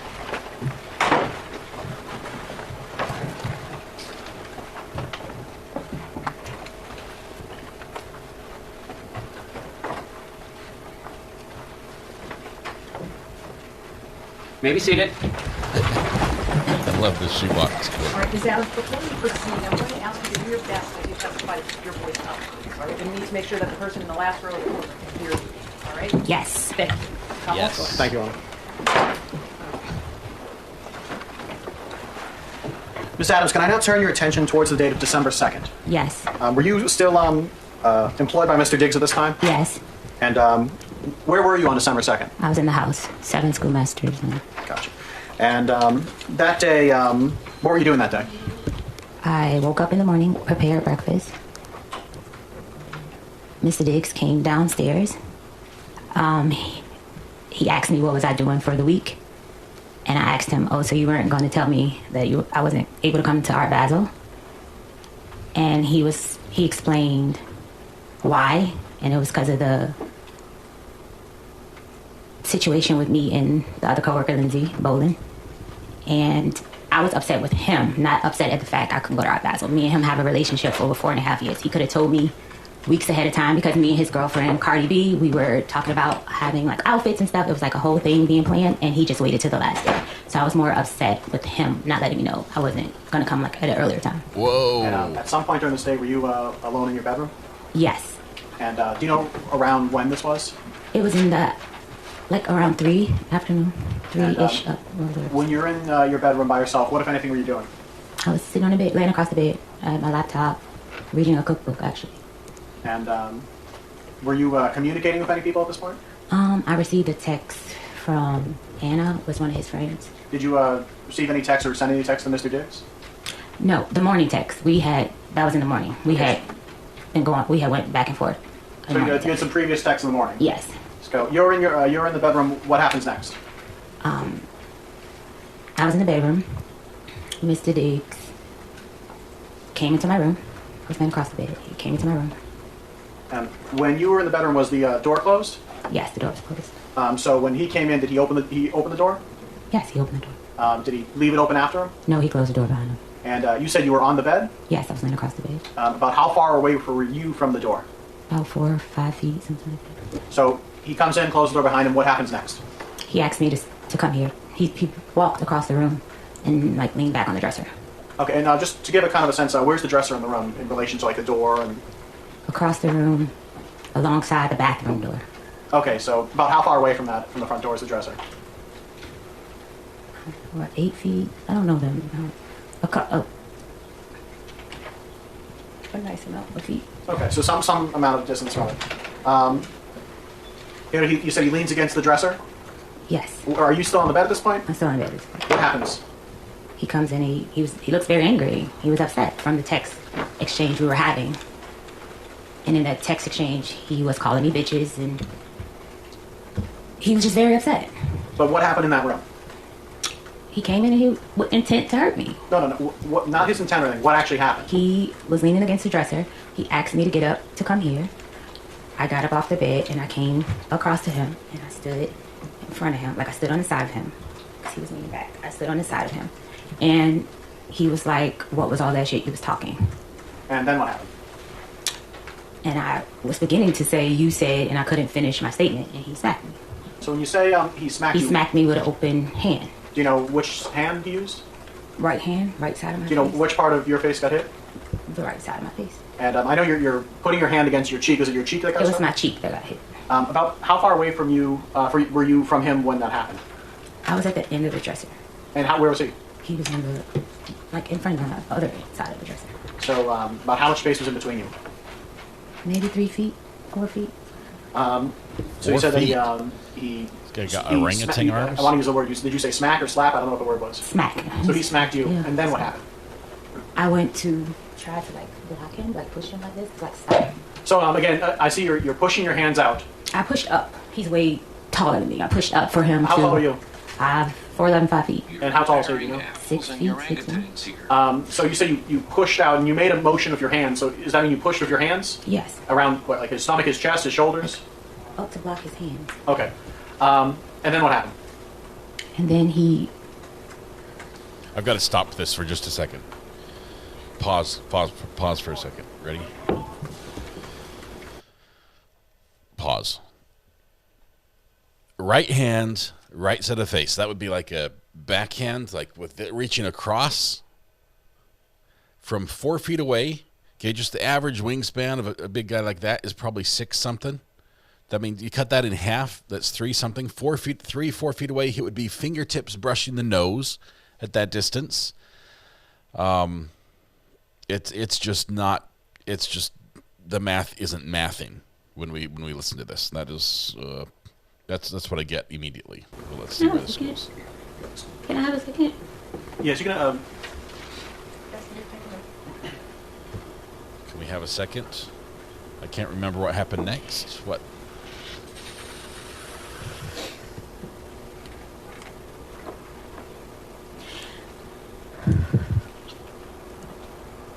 Right. When I went up to push his hand, like block him, like block him, he took his arm and he like came around my neck with gripping his elbow around my neck, and he began to choke me, pressure on my neck with his elbow. So you said you pushed against him and then he put his arm around your neck? Yes.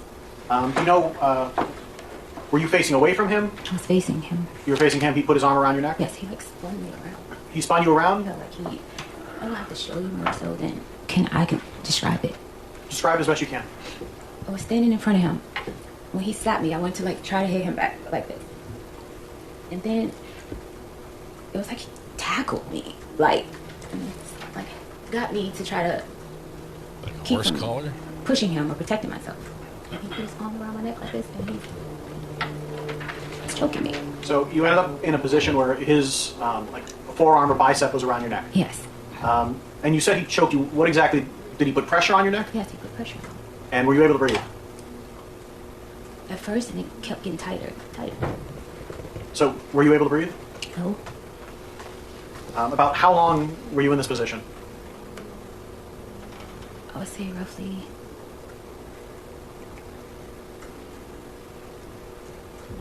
I can't recall the amount of time. I just know it went from the edge where we were in front of the dresser to the side of the bed to him falling on top of me on the bed. So about how far of a distance is that? About maybe 4 or 5 feet, something like that, 5, 6 feet. At some point, did he let you go? Yeah, he let me go. When we got to the side of the bed, I was pushing back. I started to do a move that I saw off of social media. He said to me, "That shit is not going to work." So you say you tried to That was a move. defensive move where you try to put your hands underneath the person that's trying to choke you. It's like something I saw on a women defensive page or something. And he said that shit you see on Instagram is not going to work. And that's when he got tighter. Like the more I was trying to put his hand, he got tighter. And then what happened? And then I was pushing back. And then he like fell down on top of me on the bed because I was on the side of the bed. And it was like, he was like letting me, like, I guess he was about to let me go. I was on But as he his was side. getting up, he like pulled my hair. And he was like, yeah, I thought so. And then what happened? He got up off of me, off the bed behind me, and he walked around the bed. I told him I still haven't got paid. He said lies. And he was like, so what are you doing? So what are you doing for the week? And I was like, I'm staying here. He said, I don't want anyone in my house. I don't want anyone here. I was like, okay, so who's going to get my ticket? He said, who always gets your ticket? And that's it. He walked out of the room. So from the moment he entered the room to the moment he left, about how much time went by? My last text to Anna was probably like 3:30 something. I text Sunny at 4:11, so it was between that time because I didn't have plans. I didn't have money to go anywhere to travel, I know. I know, but just the question was about how long time. It was just in between that time. I can't say exact, but I know it's before 4:11. So is that 10 minutes, 20 minutes, 5 minutes? He was in the room probably maybe 10 minutes, 15. I'm not sure. When he left the room, what happened next? I looked down at my pants. I had peed my pants, and I had just came off my cycle, and I was bleeding really bad again. I guess because I was so scared, I changed my pants, and I cleaned up myself, and I came back in the room, and that's when I texted Sunny to get my flight. And where was that flight to? Atlanta.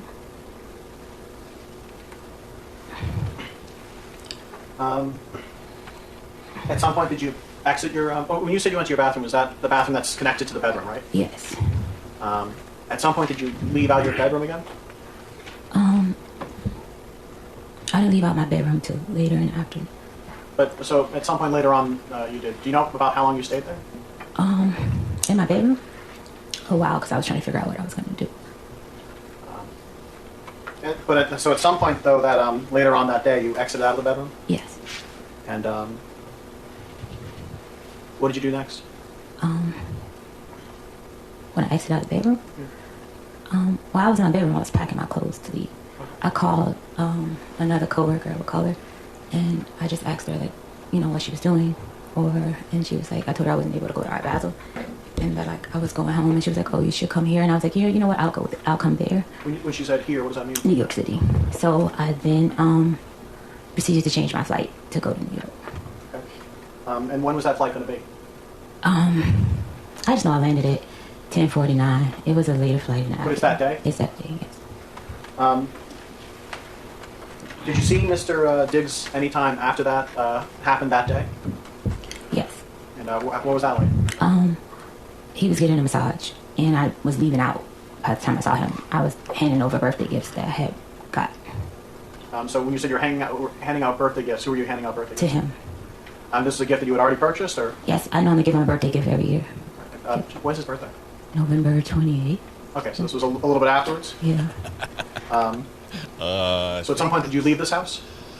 Yes. How did you leave to get to the airport? A car, an Uber. All right, and so an Uber came and picked you up and brought you to the airport? Yes. You went to New York. Was it New York City or New York State? New York City. Also New York State, yeah. Mm-hmm. And who did you meet up in New York City? I met up with Shy Charles, and she picked me up from the airport, and we went to pick up her friend Talia, and then we went to her ex-husband's house to pick up something or to do something she had to do. We were there. We ordered wings and watched a movie. Watched some videos. And did you tell anyone here about what had happened to you? No, I didn't tell anyone there because they have their own interpersonal sexual relationship, so I wouldn't have never told her anything like that. How long did you stay in New York? I stayed in New York Tuesday to Tuesday, so 7 days a week. And did you come back to Massachusetts? Yes. And did you come back to working for Mr. Diggs? Yes.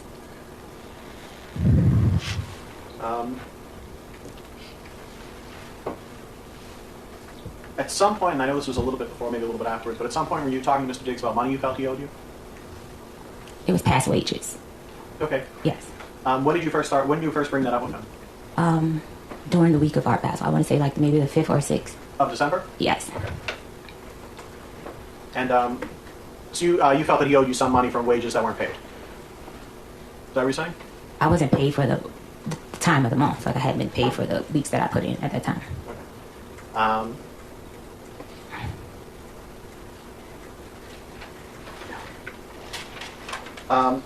And who did you talk to Mr. Diggs directly, or did you talk to his finance people? Who did you talk to about this? It was a chain of command. Like I would talk to his assistant. But his assistant was under investigation for stealing watches and money. So I don't know if my things. Sustain that portion of the answer will be stricken from the record, and the jurors will disregard it, give it no consideration during the court deliberation. Please answer the question asked. Commonwealth, next question. Thank you, Your Honor. At some point, did someone from Mr. Diggs bring up a non-disclosure agreement? Yes, Mr. Diggs likes to abuse people and try to hide his abuse. That objection is sustained. That portion of the witness's answer will be stricken, and the jurors will disregard it during your deliberations. You are to give it no consideration and do not give reason. Next question. At some point, were you given some information about a non-disclosure agreement by someone who worked for Mr. Diggs? Yes. And when was this? A couple days after the assault.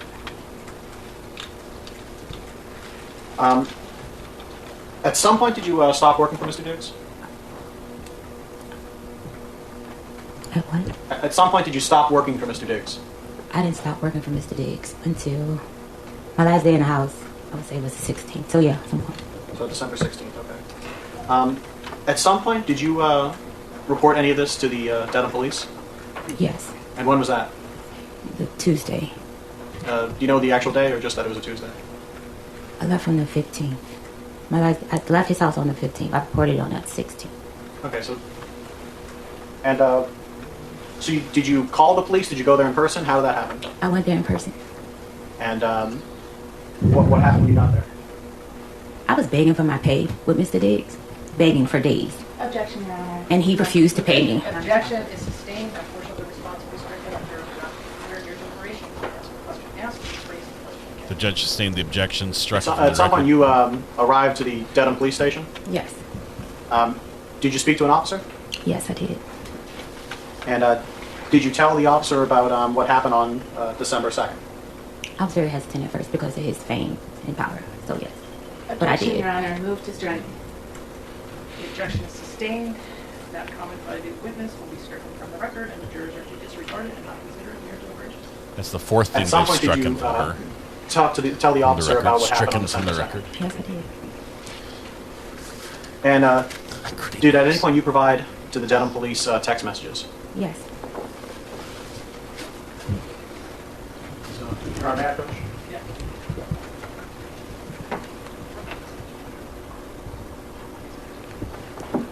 Your Honor, may I approach this witness? Yeah. Approaching of what was previously marked as Exhibit 1, I'm placing something in front of you. If you could take a look at that, and when you're done looking at that, look back up at me.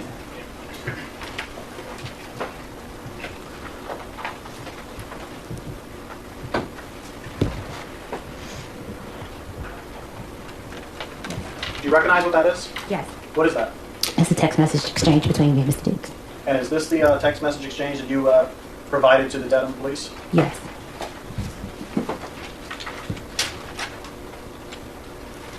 I deleted messages because making the report to the police in my previous abusive relationship, me. Stay, Stop. That part of the answer is stricken from the record. The jurors will disregard it. Now, please answer the question that is put to you. Okay. And if you don't understand it, you can have it restated for you. Counsel at sidebar. Sidebar. We're about to get this woman's testimony completely stricken from the record if she can't behave. She wants to talk a lot, and it's not how the court system works, unfortunately. Judge is mad. It's going to sink her case right off the bat. Yes. She's bringing up a lot of stuff that's just not relevant.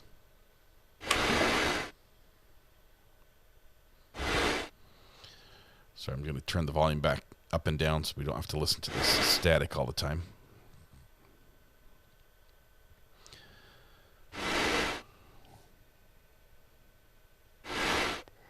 It is perfectly normal to have a non-disclosure agreement when you're working with famous people. I've got a friend who is a personal chef here in Greenville for very famous, wealthy families, famous people, sports athletes, and all that. May I approach? Every single one. Turning your It's attention an to what is NDA. marked as Exhibit 2. Do you recognize what this is? You can look through it. There's like One minute. I recognize it, but the messages is cut off. There's I believe 3 pages to this. Throw 4 pages rather.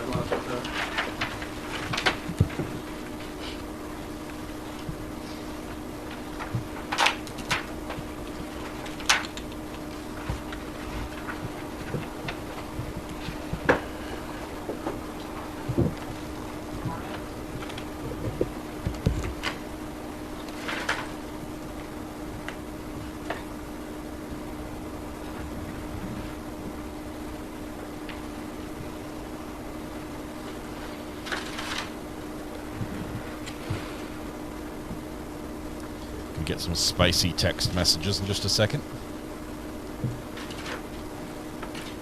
Yes. Do you recognize this? What these is? Yes. And what is this? This was in a text exchange Between whom? between me and Mr. Diggs. And when was this text exchange from? The morning into the noon, 12-2. Of December 2nd? Yes.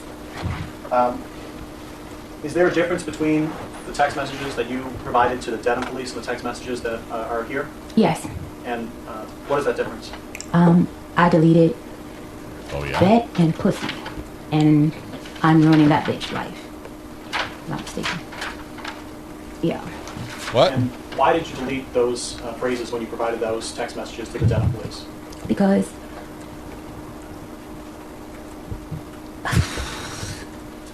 when I was abused in my previous relationship, when I would say things, The objection is sustained. he would. The objection is sustained. There's no question. And there again, the jurors will disregard it. Sidebar.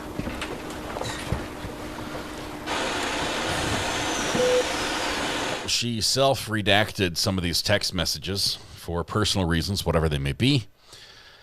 That's not allowed. At least telling us the reasoning is not allowed. We take this little break to let you know that Amazon has announced they will be doing 1-hour delivery in 100 different cities across the United States. It's finally more convenient to order something online, and it's faster. So, go figure. Wow. Think how many cables I can get now. Pretty sure my city is not one of the 100.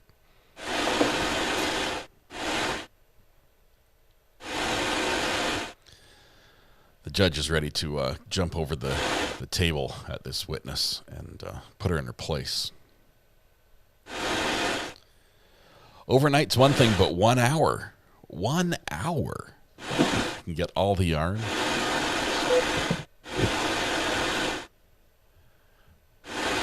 Don't want to miss anything. I also don't want to listen to static.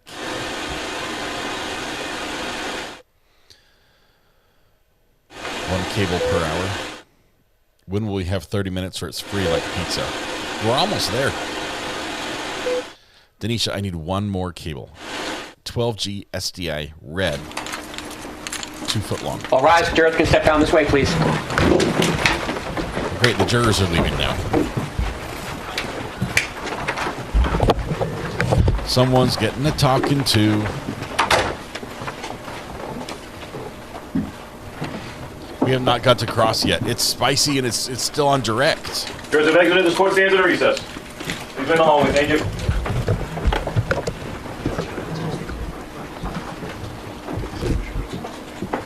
Mrs. R.A. is watching Star Wars with the family. Let's skip ahead because we're actually in break. Go figure. Hey, how's it going? It's the breaks over here. We're going to be back. See if we get to continue this testimony or if it goes off the rails again.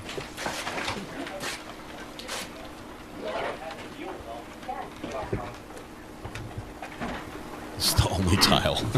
That's funny. Only clock, only tile. Jury's entering, all rise. Jury's back. Negative, I'm going. Yeah, I'm just trying to turn it off in the meantime. So you don't hear constant loud static. It's just periodic. Baby seated.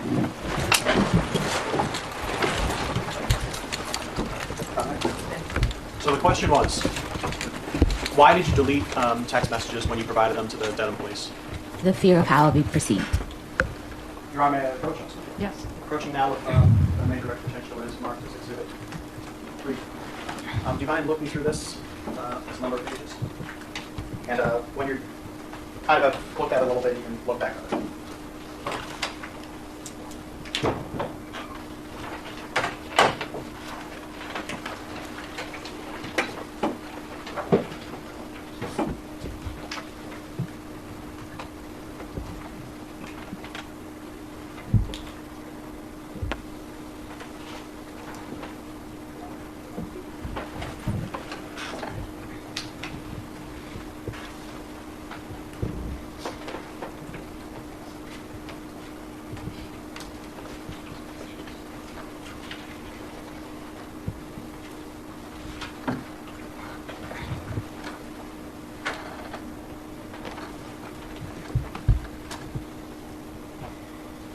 I'm reading all of them or just that first page? Have you got a few of those? Let me say, from what you've seen, do you recognize what these seem to be? Yes. What are these? Text messages about the... Do you know who the text messages are between? Yes, between me and Mr. Diggs. And do you know when these text messages are from? 12-2? Yeah, 12-2. So were those text messages that were going on between you and me that morning of that day? Yes. And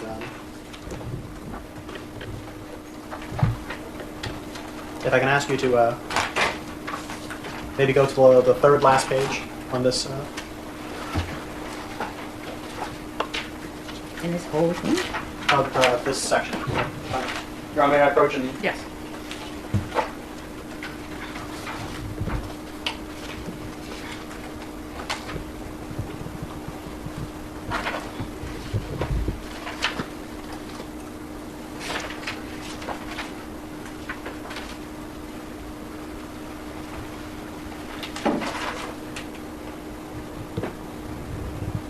Yes. So on the top page, there's a text that says pussy, right? Yes. And who sent that? I did. And how did Mr. Diggs respond? Show me I'm pussy. And how did you respond? Will do. And were those the last text messages sent before Mr. Diggs hit you? Yes. I'm not mistaken. Your Honor, may I approach once more? Yes. Bring your attention now to what's marked Exhibit 4. Can you look through a few of these?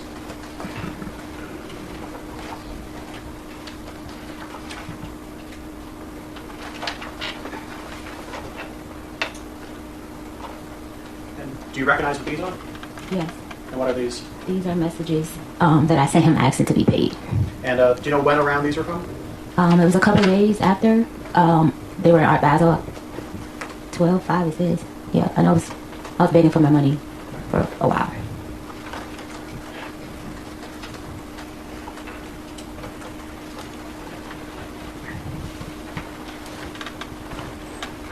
Just, I think, final question. When he was in the room, when he slapped you, when he put you in a headlock, was there anyone else in the room but you two? Just us two. And were there other people in the house? Yes. Do you know where they were in the house? Downstairs. If I'm not mistaken. And you said you went to New York, you met with a Shy, is it Shy? Yeah.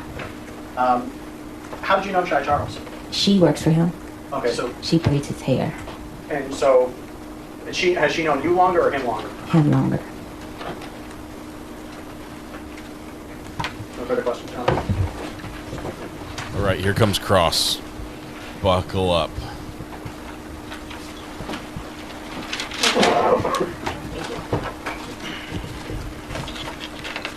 Ms. Adams, today is not the first day you've told the story of what you say happened on December 2nd, true?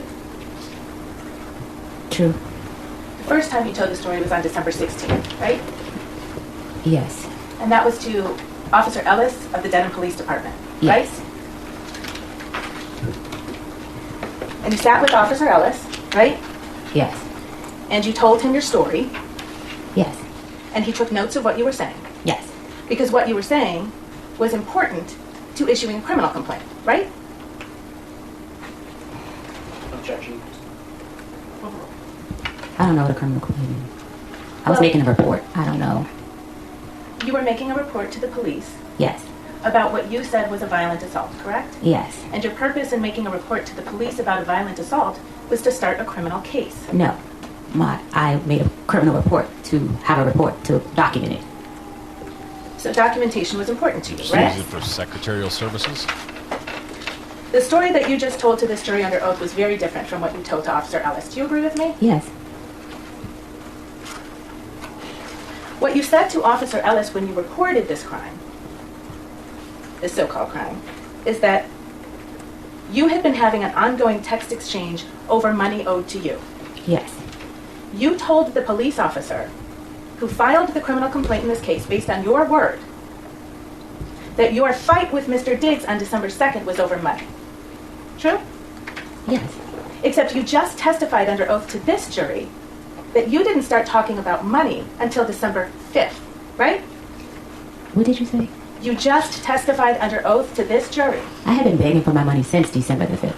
Mr. Diggs, and throughout those messages, you can see that I was begging for my money since that day. Which message? Are you talking about Exhibit 3 that you just looked at? It's other messages that you guys should have me begging for my money from Mr. Diggs. Ms. Adams, Yes. do you recall testifying under oath to this jury that your fight on December 2nd was about Lindsay, your anger at Lindsay, and you being told you couldn't go on the Miami trip? My anger was at Stefon. I never said my anger was at Lindsay. You were angry at Stefon on December 2nd Yes. because you were told you couldn't go on I was Miami. angry at Stefon because we were friends. He told me at the last minute I could not go to Art Basel. And yet when you walked into the police station on December 16th, you said you had been having an ongoing text exchange over money owed to you. Yes, money owed to me after I asked Mr. Diggs on December the 2nd, when can I get paid? Your Honor, may I approach?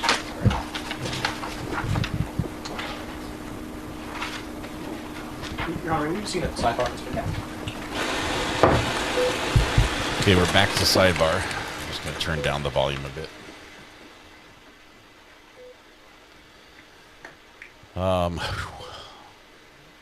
Yeah, the spices started. And I'm sure we're going to get some more language in here as well.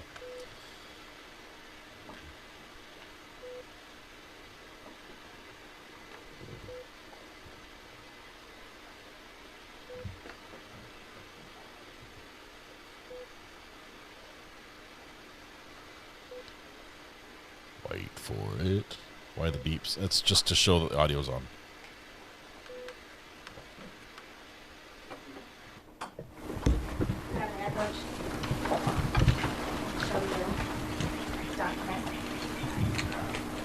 I hear a bird. Do you recognize that document that I've shown you as the police report that was prepared based on your statements on December 16th? Yes. You've seen this report before? Yes, I made it. And you see on the report where it says, she said that on this date, the male that she worked for entered her unlocked bedroom. They had been having an ongoing text exchange over money owed to Adams. She said that they began to discuss this, which apparently angered the male. I did There's no not. question pending yet. Do you see that language? Yeah. Did you say that to Police Officer Ellis on December 16th? No, he's lying too.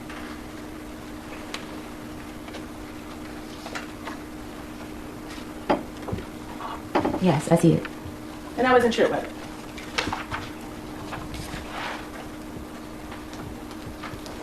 To my recollection, it was true. We did discuss money and payment. Ms. Adams, you just testified under oath about what happened on December 2nd. Okay, I also didn't put in a police report our sexual relationship because because I was ashamed. The police report got leaked. I didn't put a lot of things. The most important thing was the attack in the police report. Me reporting anything outside of why he got upset, I didn't feel the need to put it. I was scared of how it was received by the public. He's in a very public relationship with Cardi B. So I did not put a lot of things in the police report. My most important thing was him assaulting me and choking me inside. Cardi B, that's number 2. That was the most important thing that I put in the police report. I was very vague. I didn't feel the need that I had to go and explain the relationship. When you were asked questions, you actually gave. I didn't feel. You must wait until I finish the question. Wait until counsel has finished the question.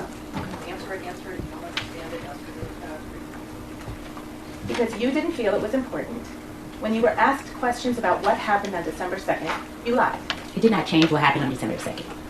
It did not change what happened on December 2nd. He choked and slapped me. Ms. Adams, I'm going to try my question again. Because you didn't think it was important. When you asked the questions of Dedham Police Officer Ellis on December 16th, you lied. I did not lie. I just did not expand on detail on the relationship I had with Mr. Davis. I didn't feel that that was important. The sexual relationship, I didn't feel like that was important. I didn't feel it was important that he was upset because I told him I was not in love with him like those other women. I was ashamed of being with him. I didn't feel the need to explain that to the police officer.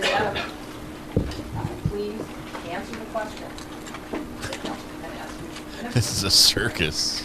Under oath, on December 2nd, when you claim Mr. Diggs walked into your room, you had not been having a text exchange fight over money. The last text exchange fight was over money. The last text exchange was me saying, you need to pay me out for the rest of the season. I'm out of your life. Give me the money for my business in that order. That was the last text exchange. His response to me... Well, ma'am, before we get to his response, why don't we get you to will what be paying me out for the to. season and the money you said you would give me for my business. Wasted my, excuse my language, fucking time being here because you have a, excuse my language again, fucking circus going on.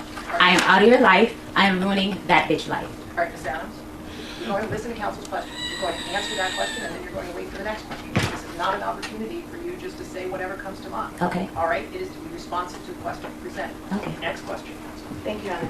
That response that you just read, that was actually a response to something Steph wrote to you, right? That was a text exchange over Yes money. or no question, ma'am.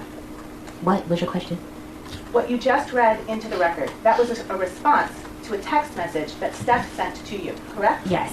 And in that request, in that message that Steph sent to you, you understood you were getting fired, right?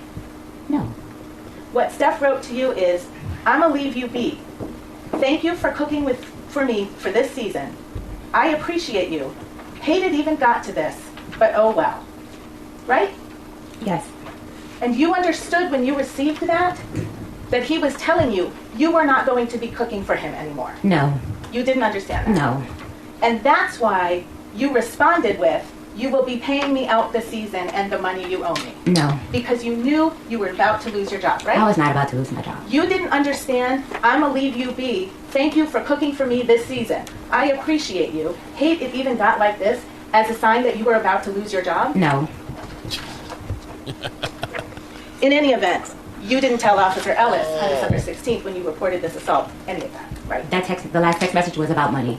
The last back and forth text messages was about money. Money he owed me for not finishing out the contract, and money he owed me that he said that he would invest in my business. So I took a lower pay because Stefon agreed that I would have a chance to work on my business by working with Ms. him. Adams, there's no question in front of you right now. And again, please answer the question put to you. It is not an opportunity for you just to end with your score. You told other falsehoods to Officer Ellis, didn't you? No. Not to my knowledge. You told Officer Ellis that you had injuries from this alleged assault, right? I told him I had bruising, meaning redness, and soreness on my throat.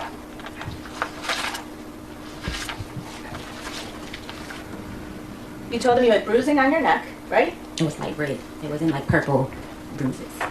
On the incident report, pull that up. You didn't have any injuries when you walked into the police office on December 16th, did you? No, because that happened on December 2nd. Right. So any injuries that you would have had, you had a reason for why they weren't there, right? It happened, it faded. The fading went away the night. And That did you night? take any pictures of your injuries? I was in shock. The first thing was not to take pictures. It was to get it together. I thought you just testified under oath that you had just received a text message from a woman named Anna. That's Anna Kokolis, right? You're in the wrong timeline. You didn't just testify under You're oath. on the wrong that- timeline. You didn't just testify under oath that you were sitting on your bed, reading a cookbook, got a text message from Anna, and Mr. Diggs walked into your room? Mr. Diggs walked in minutes after I texted him. That's how I based the time on what time he walked in the room. Okay.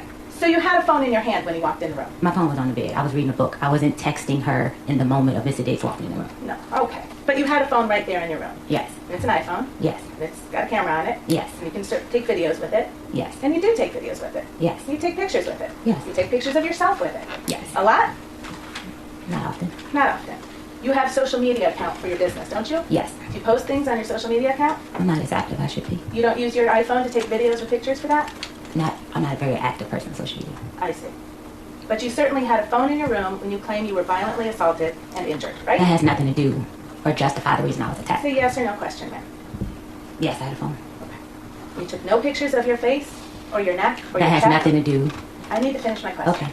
You took no pictures of your face on December 2nd, did you? No. No pictures of your neck on December 2nd, right? No. No pictures of your chest on December 2nd? No. You said Mr. Diggs hit you across the face. Did you have any marks on your face? No. You understand Mr. Diggs is a professional football player, right? Yes. He's an elite athlete. I don't know. He's an athlete. You don't know that he's an elite athlete? I guess. Okay. You call him that. And you testified he slapped you across your face? Yes. And you had no marks from it? I was red. I was red. I'm lighter complexion. Bruises, they get worse over time. Do you agree with me? It was redness. It wasn't bruises. Oh, hang on. There's an objection. You're going to objection. That is overruled. You may answer the question. Objection's overruled. I have redness, Mark. Like, I'm light skinned. I turn red when. You also get bruises, don't you? If I hit something hard, yeah. Right. And bruises get worse over time, right? Okay. I'm not Do sure. they? I'm not sure. I don't get bruises a lot. I don't recall. Do you recall telling Officer Ellis you were bruised on December 2nd? My idea of bruising is soreness, hurting. I was red. It was redness. My face was red and on my chest was red. I didn't turn purple or pink or anything like that. I didn't. It was redness. Because you didn't have any injuries when you walked into the police station on December 16th, Officer Ellis actually sent you a form to fill out to describe the injuries that you said you had on December 2nd, right? Yes. And you filled out that form, right? Yes. And you didn't do it on December 16th, did you? No. He actually emailed it to you, and you took 2 days, and then you emailed it back. True? Yes. Okay. And on that form, you put that your chest and throat were very sore for days after, right? Yes. And you put that you had redness, tenderness, pain, and bruising on your neck, right?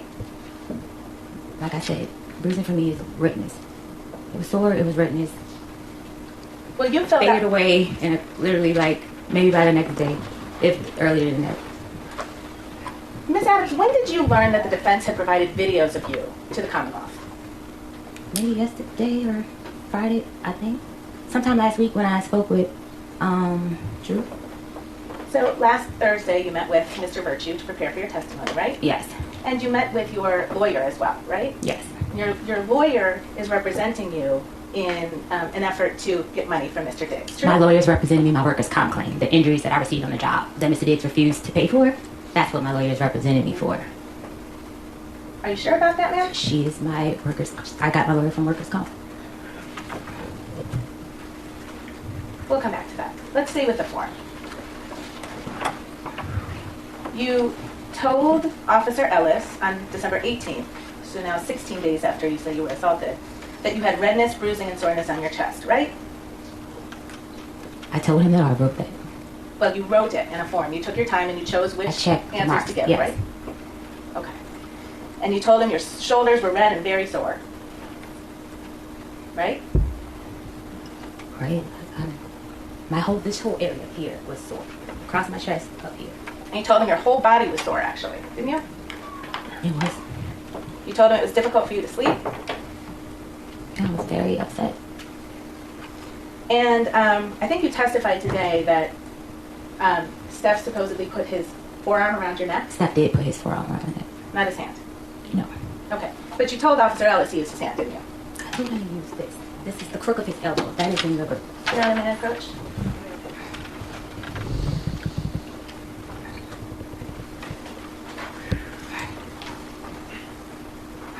That's the form that you filled out over a course of 2 days and sent back to Officer Ellis, true? Yeah. And if you look right in under the heading, method and or manner of strangulation suffocation, right in the maybe top third of that page. You see that? Yes.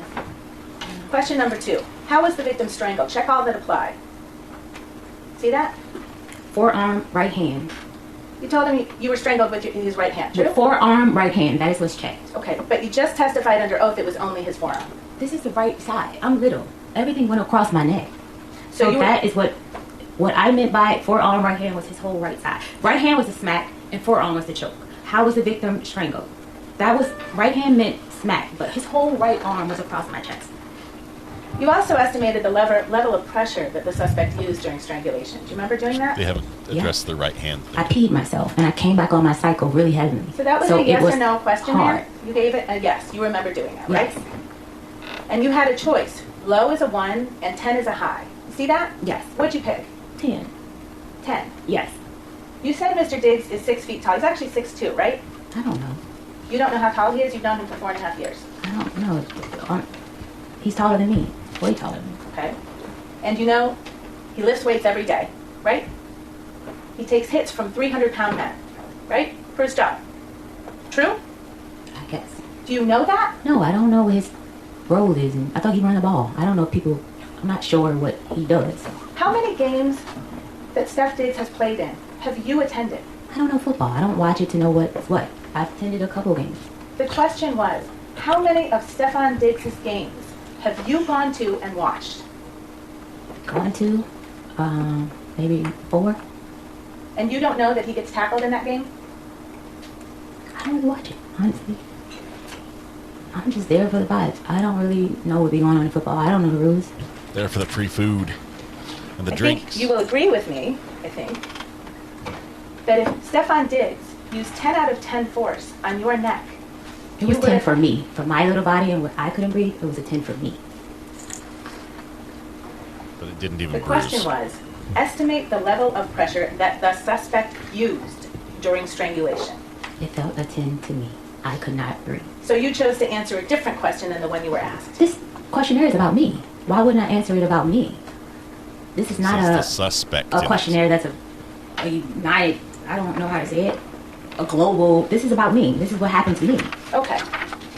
But you will agree with me, hypothetically speaking, if Stefon Diggs used 10 out of 10 strength to choke someone, anyone, that person would have bruises on their neck. I will not agree. You will agree that if Stefon Diggs used 10 out of 10 force to choke you, you would have bruises on your neck. What was the objection?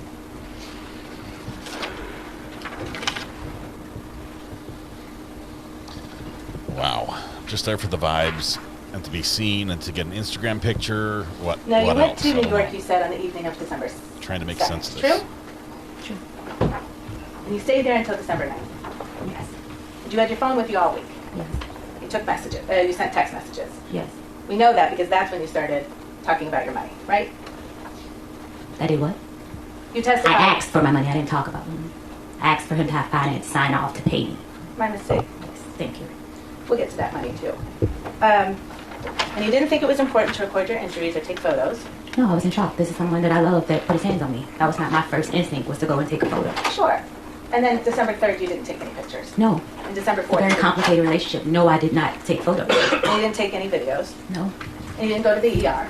No. You didn't go to a walk-in. He already hadn't paid my medical bills. Why would I go get more medical bills? Objection, Your Honor. Move to strike. Is that 11? 12? How many You times didn't we seek any medical attention, right? Unpaid medical bills. Your Honor.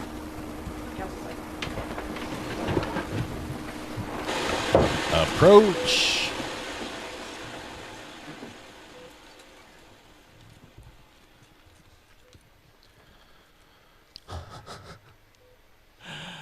He's like, why am I here wasting my time? Do you miss anything in the last 30 minutes? Deb, it's been a little bit spicy, Debbie. Just a teeny bit.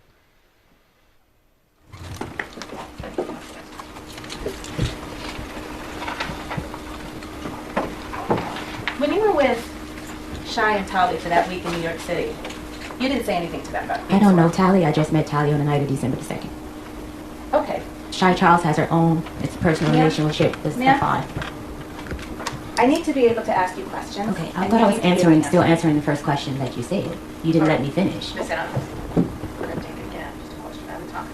This is an opportunity for a narrative, and so let her ask her question, all right, and then answer the question, and if there is, if you're feeling that you're not being allowed to finish, take the question out. Thank you. You didn't tell them anything about being assaulted. These are not people I trust to tell anything of that nature to. They're just people that you trust to spend a week with. These are people that I met through Stefon Diggs. I had no choice but to stay with them. I had no money. I thought you just testified you had a ticket to Atlanta. That Sonny brought. And then you changed on December 2nd, right? Yes. And then you changed your ticket to Atlanta to go to New York with Yes. Shy and Sonny. I'm sorry, with Shy and Tali, right? Yes. So you did have someplace else to I go. changed the ticket because I didn't have money for Ubers to get home in Atlanta. Shy was going to pick me up from the airport. What? Okay. I didn't have a place to stay in Atlanta. I given up my place to stay with Stefon Diggs. So I didn't have money for a hotel or Airbnb to go home to Atlanta. All right, Sam. Go for the next question. Thank you. You've traveled with Shy before, right? Yes. You went with her to Trinidad and Tobago. Yes. You're actually friends with her, aren't you? Associates. Right. Co-workers. Well, you traveled to another country with Shy. It's levels to friends. It was a co-worker. I just met Shy in August. Did Steph go on that trip to Trinidad and Tobago? No. Okay. And that was in the fall of 2025. Yes. And then you went on another trip in the fall of 2025 to see Shy, right? No, I didn't go on another trip. I was told to leave the house, so I went to stay with Shy because I didn't have anywhere to stay. Okay. And Shy picked you up in her car, you said? Yes. And can you describe what the inside of her car looks like? It's a white car. I think it's burgundy or something like that. So the outside is white? Yes. And then the inside is burgundy. If most as I remember, I can't say exact. Okay. And Shy has a dash cam right in her car, doesn't she? Not that I'm aware of. You didn't see a dash cam in her car? No, I saw you see the speedometer and stuff like that. No, not down on the panel where people look when they're driving. Up on the top of her car. There's a bar on the top of her car with a dash cam on it, right? No, I didn't see that. You didn't see that? No. Did Shy ever tell you that she had a dash cam in her car? No. Okay. Did you know that you were being recorded on that dash cam on December 2nd? No. Did you know you were being recorded on December 3rd? No. You know now you were recorded, correct? Yes. And you've seen the videos that came from Shy's dash cam in her car, true? No. Oh, you haven't seen them yet? No. Your Honor, permission to publish Exhibit 5. I understand it's already another one. This is just... It's wild. Are we going to get to see this? Maybe we see a sidebar. Sidebar. Drop the volume down for sidebar. We're going to watch the dash cam videos, apparently, of this ride that may or may not have happened in a white or burgundy car that may or may not be white and burgundy.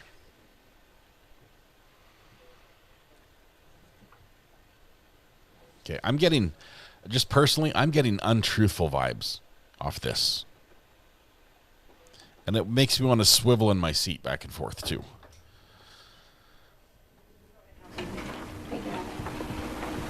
Ms. Adams, I'm going to show you what's been admitted in this case at Exhibit 5. We get to see.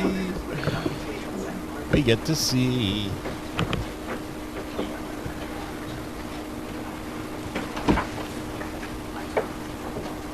And I believe you testified that you first became aware that there were videos of you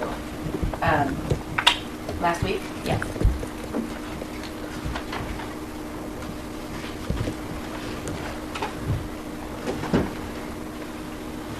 I'm going to have to mute it if there's music.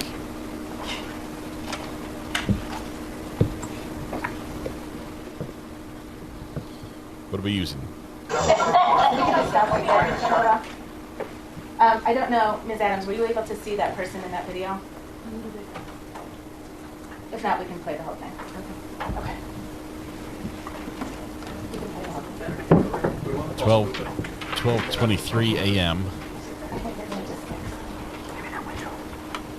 Interesting, they're giving out the GPS location of wherever they're driving to. That's interesting. That's not safe. Shelley Well, I'll Nichols. just explain, Ms. Adams. Do you recognize that person on the video as you? Yes. Oh, gee. And you're sitting in the front seat of Shai's car? Yes. And this is you when you were just after you were picked up from LaGuardia Airport on December 2nd, right? Yes. Was there someone else in the car to your memory? No. I'm sorry? No, not when she picked me up. Okay. Did Tally Moses also get picked up from LaGuardia just after you? No, she got picked up from her boyfriend's house. Okay. But she was eventually in that car with you? Yes. So Shai was driving the car, is that right? Yes. And then you're in the front passenger seat as we see you? Yes. And then did Tally sit in the back behind you? Behind Shai. I'm sorry? Behind Shai? Okay. And this was all on December 2nd? Yes. And this is the day you say you were violently assaulted? Yes, that doesn't justify or prove that I wasn't assaulted because I learned how to save face. Okay. Mr. Kettlewell, can we Start also over. show the next video? It's also in Exhibit 5. Your Honor, just for clarification, there's Exhibit 5, I think it's just a number of videos in one exhibit. Thank you. Thank you. And do you recognize the person in this video? Yes. And that's you in Shai's car again? Yes. And this is the next day, right? It's December 3rd. That is sort of burgundy. Do you recognize that? Black. Well, I might not be able to see.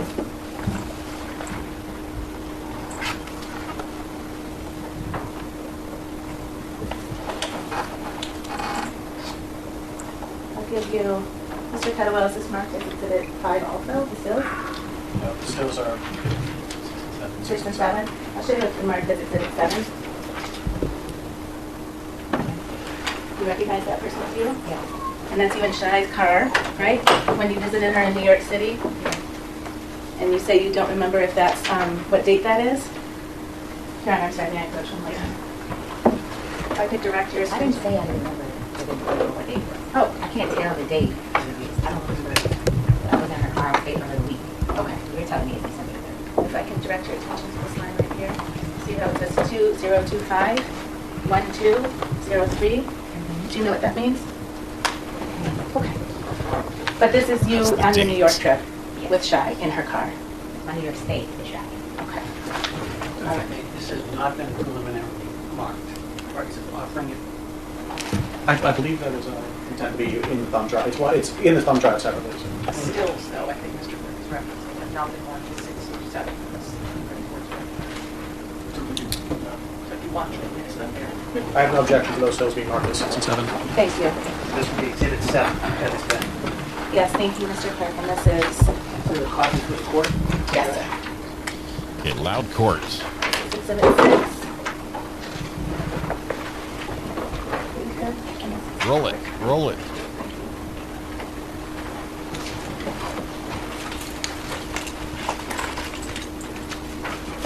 And then you also had some videos taken of you by Tali while you were in New York, right? I don't remember. I don't recall. Do you remember? Well, first, you, Shai, and Tali all stayed in Brooklyn, in New York, from December 2nd to December 9th, right? Yes. And you all stayed in the same bedroom? Yes. Slept in the same bedroom? Yes. And we're together a lot of the time that week. True? Mostly yes. Okay. And there was one night where you and Tali were kind of goofing around with the video and taking videos. Do you remember that? I don't recall it. Okay. Mr. Kettlewell, can we play Exhibit 8? And, well, before we do, I would move Exhibit 8 into evidence. It's a video from December 6th. Thank you. Just no objection to that for the record. What are we seeing? And Ms. Adams, did you recognize the person on that video? Yes. Who is that? Me. And that's in Shai's bedroom, right? Yes. Where you and Tali and Shai spent the entire week, right? Majority Tally would sleep on the couch some days. I'm sorry? Tally would sleep on the couch some days. Okay. But in that video, Tali was videoing you, right? Okay. I don't recall that. You don't remember that? Yeah, but we were up there. Okay. Mr. Kettlewell, and Your Honor, I would move in Exhibit 9, which is another video from that same time, December 6, 2025. That's still for the record. Thank you, gentlemen.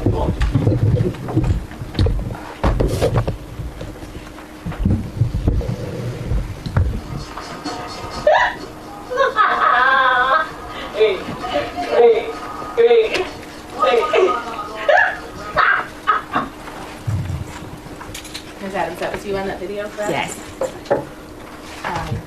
And Your Honor, I would move in stills as Exhibit 9 and 10. Those are stills from Exhibit My personal chef has better dance moves. I'm just saying.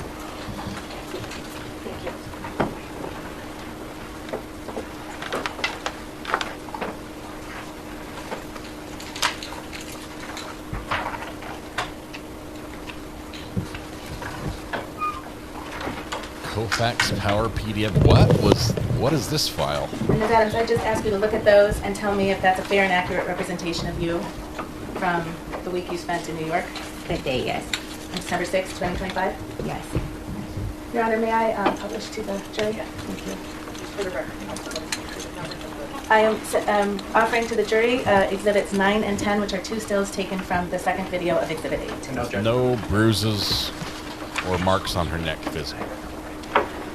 Are there any more video clips, counsel, you'll use, or put the lights back? I think we can put the lights back on, Your Honor.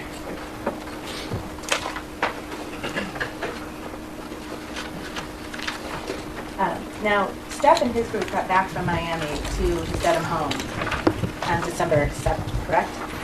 I'm not sure the day he got back. I got back on the night. I'm sorry? Tuesday. Well, it was late in the night. Tuesday, if I'm not mistaken. The night I got. Well, you know he got back to the Dedham house before you did. I didn't know that.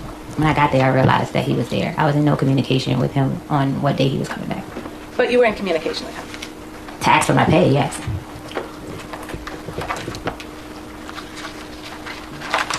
Can you turn to tab C, which has been marked as Exhibit 3, please? I want the binder. Whoa, easy. And you testified about the text exchange you had with him at around 12:30 on December 2nd, where you called him a pussy, right? Yes. And then he said, "Show me I'm pussy," and you said, "Will do." Yes. Right? And then if you turn the page, if you look to the next message from you, so in Exhibit 3, there are bubbles, right? There's blue bubbles, you see, and green bubbles. Yes. And do you understand the green bubble to be Steph Diggs' messages? Yes. And the blue bubbles to be your messages? Yes. Okay. And if you look on the page, I hope you're on the right page, it ends in that number on the bottom right corner at 118. Do you see that number? On my approach? Yes.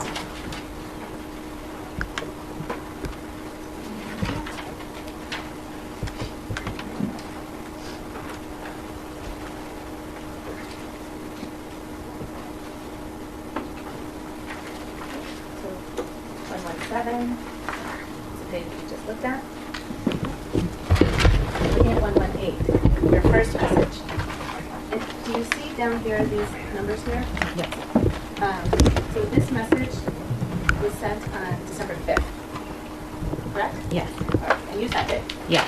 So now this is 3 days after the violent assault that you talked about, right? Yes. And what did you say in that message? Hi, can you approve my pay with finance, please? I have to pay my insurance this month. Thank you. Please and thank you. Okay. And then if you could look at the next message. Actually, you know what? Let's not do that. Let's hold that for a second. So you were texting with Steph Diggs in the week you were in December. I'm sorry, in the week in December you were in New York, right? I texted Stefon one time. Okay. But your testimony is you don't know when he was coming back to the Dedham house. I did. I didn't know the exact date. You did. But you knew he was coming back. Yes. Because that would be important to know, right? I've worked in this industry. I went off of a previous client schedule. They normally will return on Tuesday. So Well, I was in guest mode. But the last time you saw Steph Diggs was when he was assaulting you said. That wasn't the last time I saw Steph Diggs. I said here that I walked in his room after the assault before I was leaving to give him his birthday gift. That's right. Yes. Okay. You gave him a birthday gift after the assault happened. We were friends for 4.5 years with a very complicated relationship. Okay. So if I could ask you actually to turn to Exhibit 4, which is behind the tab D. And Your Honor, this is an evidence. And if you look at that number on the bottom right corner, turn to the page that ends in 173.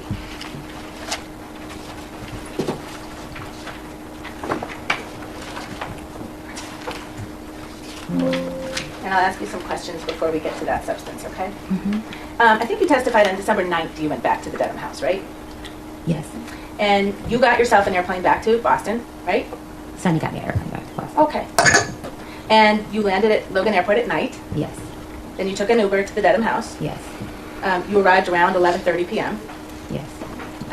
You were alone. Yes. You came by yourself. Yes. Didn't bring anybody. No. Okay. And when you got in the house, you went and knocked on Steph's bedroom door.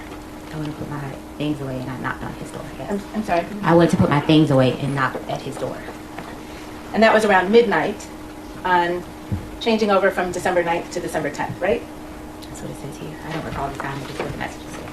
Well, he didn't open his door, did he? His code was different. He changed the codes when I came back. Right, because in that house, the bedrooms all had key codes on each door, didn't That he they? controlled, yes. Did the bedrooms all have key codes on that door? Yes, that he controlled. I'm sorry. This is a yes or no question. See if you can try it. Did all of the bedrooms in that house have different key codes on them? Yes, that he controlled. So you can. What do you mean? You had a key code on your door, right? Yes. And if it was shut, it would be locked, right? No. The door had issues. I would often text Sunny because she checked and make sure my door was locked. I'm sorry, when did you text Sunny to please check if your door was locked? When I left the first week of November, when he made me leave to have female guests over. Your Honor, move to strike.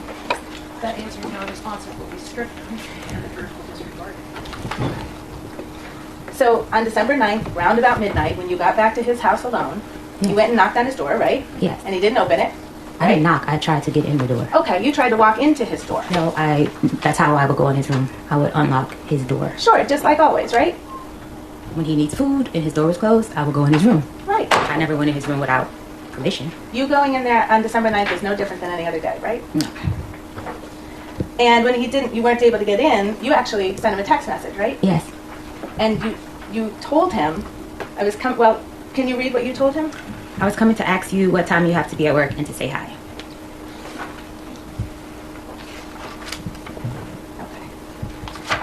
And then you just went right back to work, right? Yeah, I went to bed.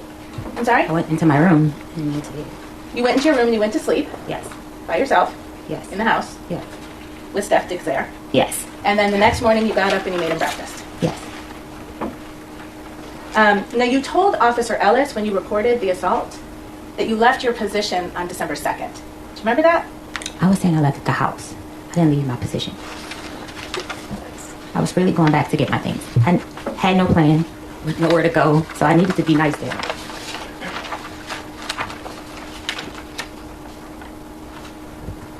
Did you tell Officer Ellis, after the alleged assault on 12/2/2025, Adams left her position and left the residence to stay with a friend in New York? Left my position mean I left to get on a plane and go. I didn't tell him I quit. That didn't mean that I quit. You didn't quit? No. Did you tell Officer Ellis that on 12/9/2025 you returned to the house just to get your property? Yes, I was going to get my property. But you were also going to work for a while first? Basically, I was going to get my property. I was trying to get my money. I asked Mr. Diggs the next day about my money when I returned to the house. And you kept on cooking and doing your job for a whole nother week, didn't you? No, I stopped cooking. If I'm not mistaken, I didn't cook over the weekend. Because I said on the 11th, I asked Mr. Diggs in front of his mother and Shy Charles about my pay. Okay. That was another text. I'll ask a different question. Okay. On several days of that week, you simply kept doing your job, right? And asking for my pay. That's a yes or no question now. Oh, yeah. Yes. You kept doing your job. Yes. Officer Ellis was wrong when he wrote that you left your position on 12/2. I left the house, so him putting position didn't mean that I left my job as a chef. I left the house on December 2nd. So you told Officer Ellis that you left your position, but you meant you left the house to go to New York? So I left for the day. It wasn't that I was saying I quit or saying it in a way that I quit my job. I didn't say that. You've mentioned Mr. Diggs' assistant, Sunny, a couple of times, right? Stealing Sunny, yes. I'm sorry? Stealing Sunny, that's what he calls her. Your Honor, I move to strike, and I'd ask that the witness be instructed to please answer a question. That answer will be stricken in the jury. If you don't please ask the counsel to restate it. Thank you, Your Honor. Sunny was a friend of yours, wasn't she? No. Ms. Adams, you texted Sunny all the time, didn't you? Because that was my contact. Go-to contact for payment, go-to contact if I didn't have access to his card or I didn't have money on my card to order food. And we would discuss things at work. I'm going to show you a document. Take a look and see if you can recognize that as text messages between you and Sunny. I'm just trying to see what this is. Oh, of course.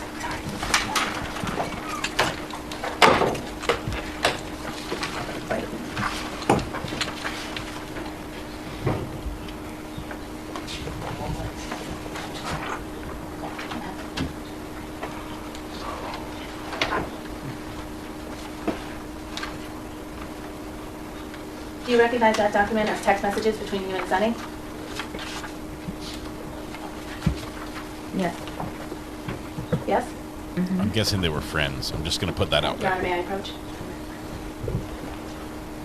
This document doesn't have numbers on it, so I'm just going to direct through.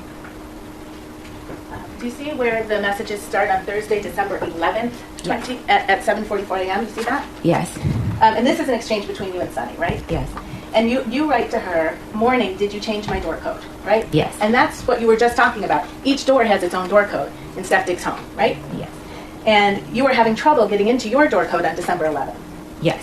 And had you been having trouble getting into your door code since you got back on the evening of the 9th and 10th? When I walked in on the 9th, it pushed right open. Okay. All right. So it changed in somewhere around there. When the morning, maybe when I walked out the door, that morning I made breakfast. If I'm not mistaken, that's the morning that, Yeah, ma'am, I'm just going to stop you because Okay. it's not responsive. all right. All right? So on December 11th at 7:44, you asked Sunny, did you change my door code? And she says, no, I don't know the code, right? She doesn't have access to change code. Okay. And she says, Rich? Question mark. Who's Rich? Rich was like, somebody that helped around the house. He was like a maintenance guy. I don't call him that. Was someone to help around the house? He did a lot of stuff for Mr. Diggs. Okay. He was And a he was at the maintenance house a person. lot, right? If we needed anything else, we would call Rich. Okay. And you say to Sunny, I asked, he hasn't answered yet. And then you say they changed it, right? Yes. Sunny asks, who changed it? Your Honor, maybe we can see the document. The sidebar counts are skyrocketing almost as fast as the witness being struck, or testimony being struck from the record. It's a nice, that's a nice watch. It's a very nice watch. Can we let the judge acquit from the bench, sua sponte? Where's Proctor when you need him?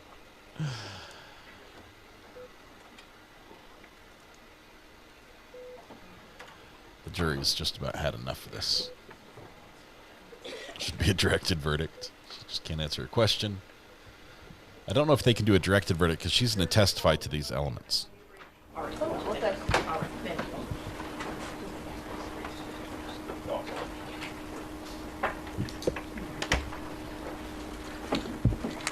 All right, so you say they changed it, right? And Sunny asks, who changed it? And what did you say to Sunny?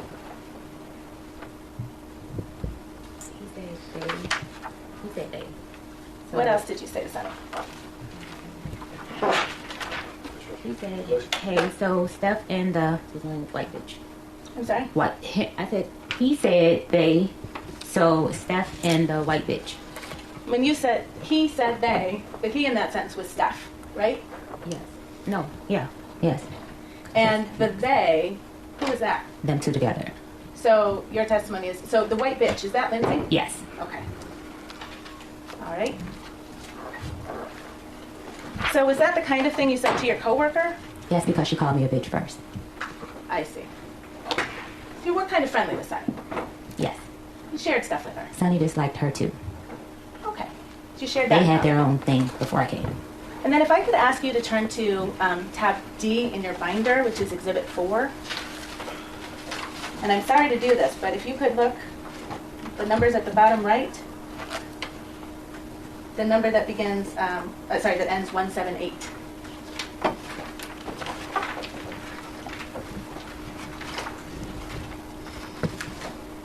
You there?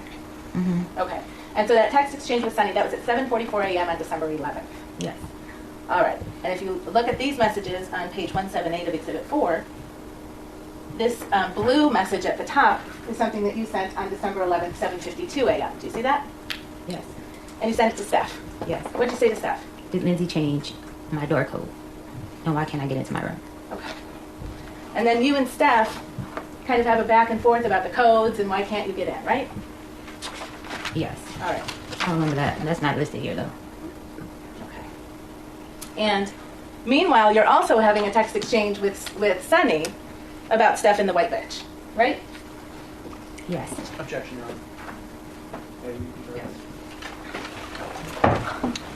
Go back on sidebar.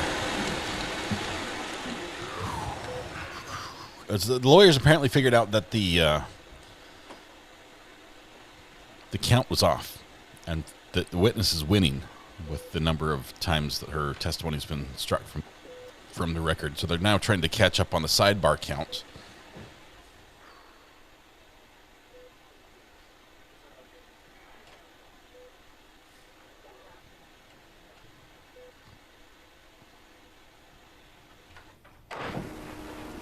Stated at sidebar that objection is sustained. Thank you, Your Honor. So you and Steph have some back and forth that same morning, December 11th, right? Yes.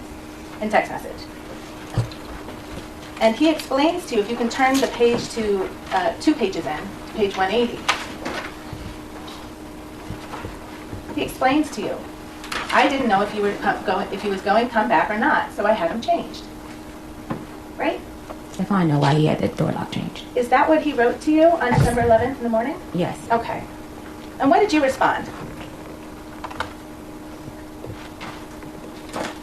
It's right there on the same page in the blue bubble. No, it's not. Lord. Lord. And if you can turn the page, Steph wrote, shit you was saying, it was like it was over with. I was like, well. You understood he was talking about the text fight you had on December 2nd, right? No. Yeah. What did you respond to Steph? I said no. I'm sorry? I said no. I didn't say no. You didn't understand that he was talking about the last time that you saw each other on December 2nd, which is the day you got in the text fight about Lindsay and you not going to Miami? Me and Stefon had arguments all the time. Like, not all the time, often, and it would just fly over. But it didn't turn into a fight like it did. I needed to come back to get my things. Let's see what did you respond to Stefon on December 11th? And this is now 9 days after you were assaulted, supposedly. I was assaulted. It wasn't supposedly. What did you respond to Steph? Was very emo. Sorry I made you feel that way. I don't want to leave. I want to stay to take care of you as long as I need you. And you sent him a second message. Really sorry, Steph. You were angry with him on December 2nd. You already testified to that. I needed to be nice to Stefon in order to get my pay to leave. I'm sorry, you were texting? I needed to be nice to Stefon in order to get my pay to leave. Let's talk about your pay. Yes. You admit that you were apologizing to him about December 2nd, your behavior, don't you? I was being nice to Stefon to get back in his good graces to get paid. You were apologizing for your behavior. Not by choice. You were apologizing to Stefon Diggs by text on December 11th for your behavior on December 2nd. Not by choice. Is that a yes? That's a not by choice. It's a yes or no question, ma'am. I don't know what that would be, a yes or no question. It's a yes or no question. The witness is saying she can't answer that yes or no. She can have it. Okay. Judge lets the witness say, I don't know.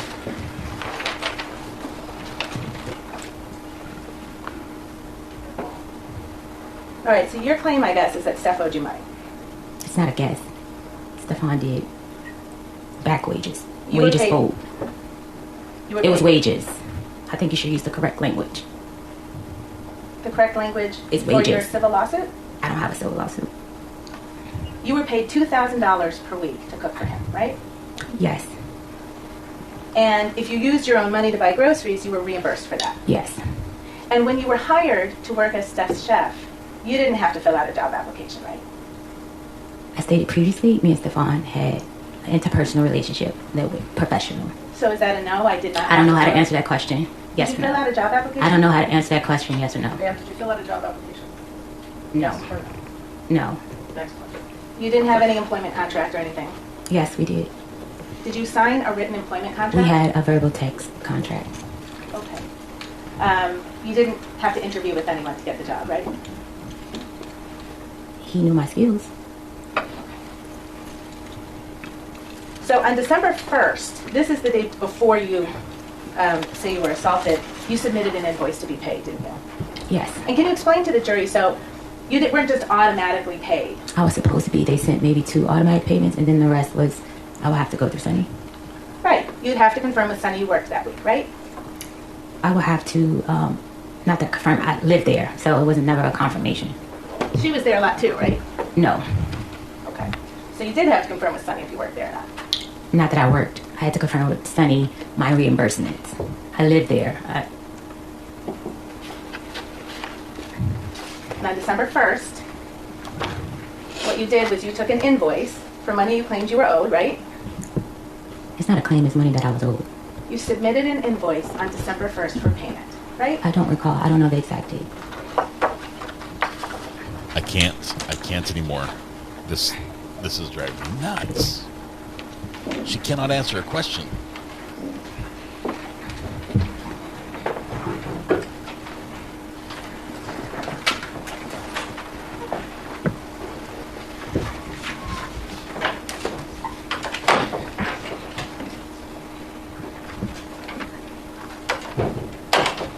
Have you seen this document before? Yes. It's an email dated December 4th, 2025 from Melissa Goddard. I saw that in a text screenshot. That email that Melissa had of mine was not working at the time. This was a screenshot that Stefon sent me. I never received this email. Okay. This is an email from Melissa Goddard. I never received it to my email.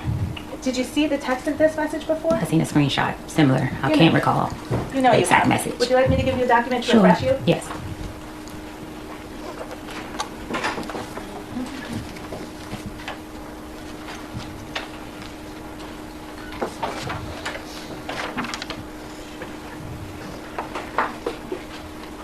Oh, sorry, Your Honor.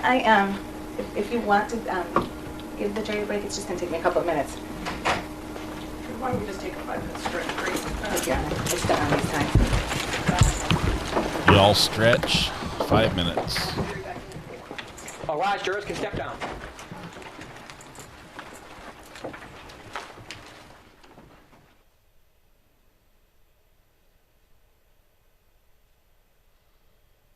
We're going to skip ahead.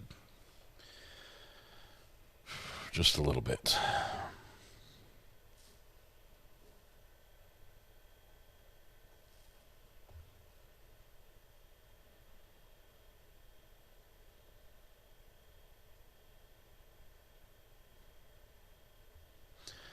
All right. While they get that sorted, we're going to skip ahead and see where's my mouse? Oh, there it is.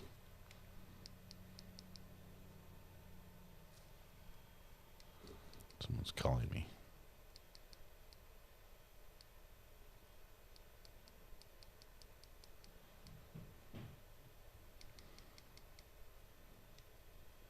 All right. We are rapidly getting caught up. So we've had Cardi B. Cardi B's name dropped a bunch of times, and a couple other people's names dropped a bunch of times, and locations dropped, and a lot of clout. And I think this particular witness was all there for the recognition and for the fame of the situation. So I think she really enjoyed that.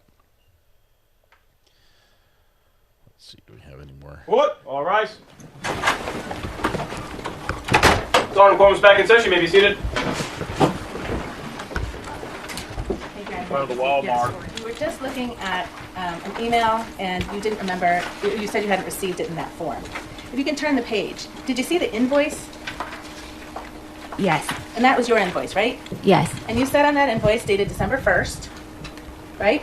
Yes. That you were owed payment of $2,000 for three weeks in November, right?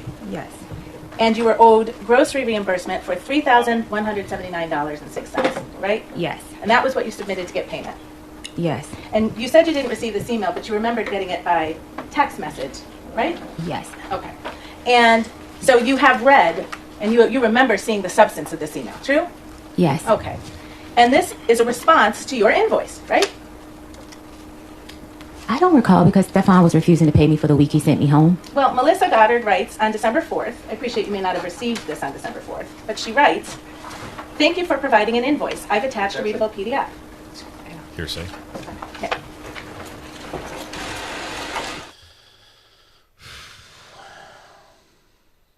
We're never going to get through this trial. We're going to live here forever. This is a one-day trial that's going to take 6 weeks.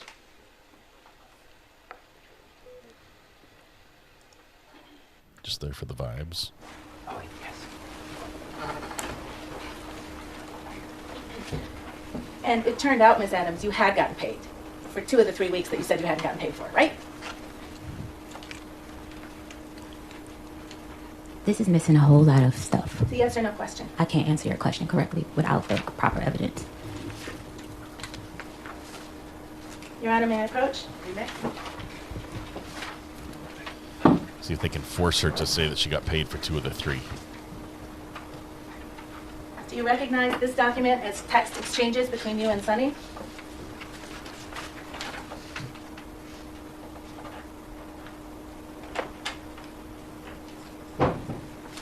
Yes. Dated December 9, 2025? Yes. And you're the person in the bubbles on the left? Yes. And you write to Sunny, "Hey, so I looked over my transfers, payment history, and they sent payments, 11/7 and 11/21, totaling $4,000. See that? Yes. So you knew that you had actually been paid for 2 of those 3 weeks that you tried to get paid for again, right? What's your name? I never got your name. Did you know I that don't you know. had I was trying to address you by your name because I'm not this. I don't know. I can't answer that question correctly. You knew on December 9th that you had been paid for 2 of the 3 weeks you said you hadn't been paid for, didn't you? I don't understand the question. You just acknowledged you wrote it to Sunny. I was supposed to be paid for the week I was sent home. So Okay. I sent the incorrect amount because I didn't know he wasn't paying me for that week. Right, so you sought $6,000 instead of $2,000. That's my calculations was. Right. And so that last week, that was a week you didn't work, right? Because I was sent home. Right, so you weren't in the kitchen cooking. Mr. Diggs sent me home because he had girls at the Ma'am, house. whatever you're going to I add should is be not paid. responsive, Your Honor. Yes. It's down to, you understand the question you're being asked? I don't Answer understand. her question. Answer Attorney Silver's question, all right, if you can. If it's confusing to you, she will restate it. Counsel, would you restate your question? Yes. So you weren't in the kitchen cooking that week, right? No. Okay. If you can turn back to tab D, She wants to get paid for the week she was not working. page that ends 171, this is Exhibit 4. It has been marked and admitted into evidence. Let me know when you get there. D. You there? Mm-hmm. So these are both, on this page, these are both blue bubbles, so this is your text messages, right? Yes. All right. And on December 9th, 2025 at 2:27, you text Steph Diggs, right? Yes. And what do you say to Steph Diggs on December 9th? Do you need help finding it? What's the last? 171. I can help you find it.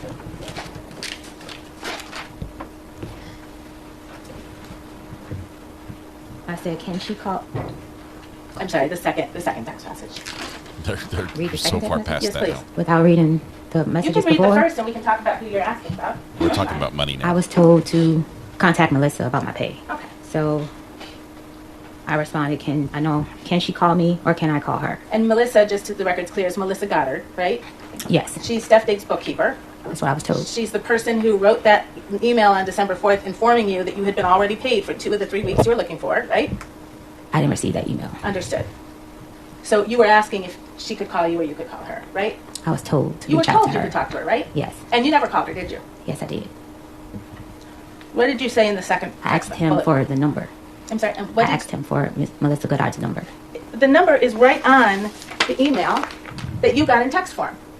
But that was later time. This was December 4th. The email is from December 4th. The text message you're about to read is 5 days later, December 9th. What I'm trying to say to you is that that text message was sent at a later date to me. On December 9th, you acknowledged to Sunny that you knew you had been overpaid. I'm sorry. Overpaid? I'm sorry. Underpaid. You knew that 4 of the $6,000 you were seeking, you had already received. And the last week that you hadn't been paid for was the week you weren't there. And now if you can read this text message that you sent to Steph Diggs on that same day, December 9th. Hi, so I looked over the payments. Are you not paying me for the week you told me to go home? If not, that's fine. And just for my past employers, when I'm asked not to work, I'm still paid because I'm only with them for the season. It was supposed to say them. It said the season. So that takes care of all of the weeks that you said you weren't paid for on December 1st, right? The weeks that I sent to him calculated was adding in that week. Right. 2 weeks you had already been paid for. 1 week you didn't work, and you told Steph on December 9th, if you don't want to pay that, that's fine. Right? Yes. All right. You also sought $3,179.06 in reimbursement for money you claimed you spent on groceries. Yes. That was on December 1st. That's the day I sent the email. Okay. The text to Sunny. That's a lot of And groceries. Please turn off all phones. And you knew that you needed to submit receipts to justify that level of expense on groceries. That's what I did. Yes. Is your testimony here under oath that you submitted receipts justifying $3,179.06 spent on groceries out of your money? It was messed up. Was off. Something was off. Some receipts were the wrong receipt, and we cleared it up. So something was messed up about that, Yes. right? Yes. You talked about an NDA, a non-disclosure agreement. Melissa asked you to return an NDA, right? No. I'm sorry? No. Sunny asked me.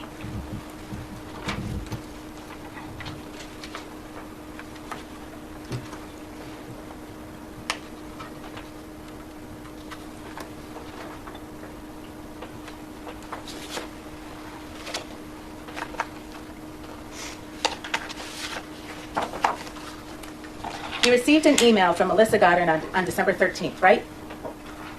Melissa and Sunny, I was having problems with the email, the same email. Yes or no question, ma'am? I can't answer that correctly. May I approach, Your Honor?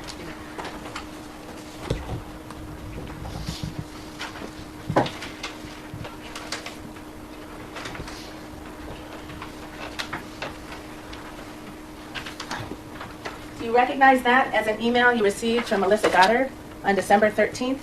Yes. And the subject line is NDA payment? Yes. She tells you she's Melissa, Mr. Diggs' bookkeeper, right? Yes. So you hadn't talked to her before December 13th because she's introducing herself right now. Yes. Okay. She says, please return the completed NDA provided to you by Sunny to this email address, right? Yes. This is required for employment with Mr. Diggs or any of his entities. Right? Yes. Sunny has an NDA, doesn't she? I'm not sure. You don't know? I don't talk to Sunny about her business with Mr. Diggs.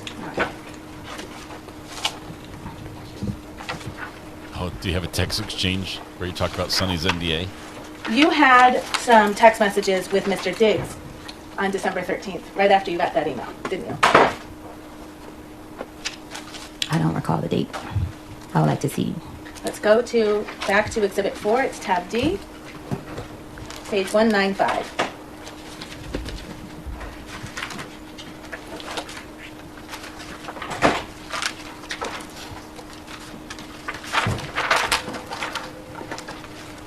Let me know when you're there, please. See there? Mm-hmm. And again, this big blue text bubble right here at the top, that's from you, right?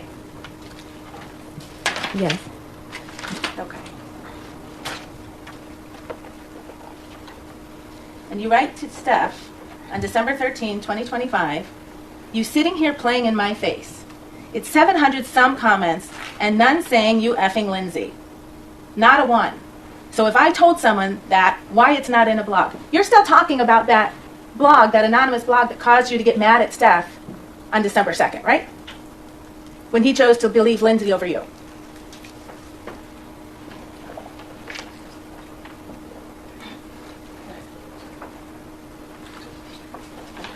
I'll clarify. Thank you, Mr. Virtue. On December 13th, you're still mad about the issue that led to Steph believing Lindsay over you. From my recollection, he didn't. I'm sorry. On December 13th. I can't answer that question correctly without the previous text from Mr. Diggs. You write, not a one, so if I told someone that, why it's not in a blog? You believe it and now sign an NDA. Send me my money. You That's sitting my here phone. playing in my face. Isn't that what you said? Yes. Okay. You were mad about the NDA because you thought you had to sign it because Steph believed you leaked something, right? Yes. Didn't have anything to do with an assault. What did you say? I don't understand the You question. thought the fact that you were being asked to sign an NDA was an indication that Stefon still didn't trust you, right? No. But you're talking about Lindsay and a blog to him the same day you get an email from Melissa asking you to sign an NDA, right? Stefon knew that. I know. Yes so or no I question, can't ma'am. answer that question without explaining. If I told someone that, why it's not in a blog, you believe it and now sign an NDA. Those are your words, right? It was now signing day after you assault me. I had information on you. You didn't and you say think I was leaving. Ma'am, it's not responsive. You didn't say anything about an assault when you talked about an NDA, did you? It does not change the fact that I was assaulted. You talked about Lindsay and a blog and he It believed does not Lindsay. change the fact I was assaulted. The first time you connected an NDA with an assault was when you went in to talk to Officer Ellis on December 16th to make a police report, right? Yes, because I noticed the behavior.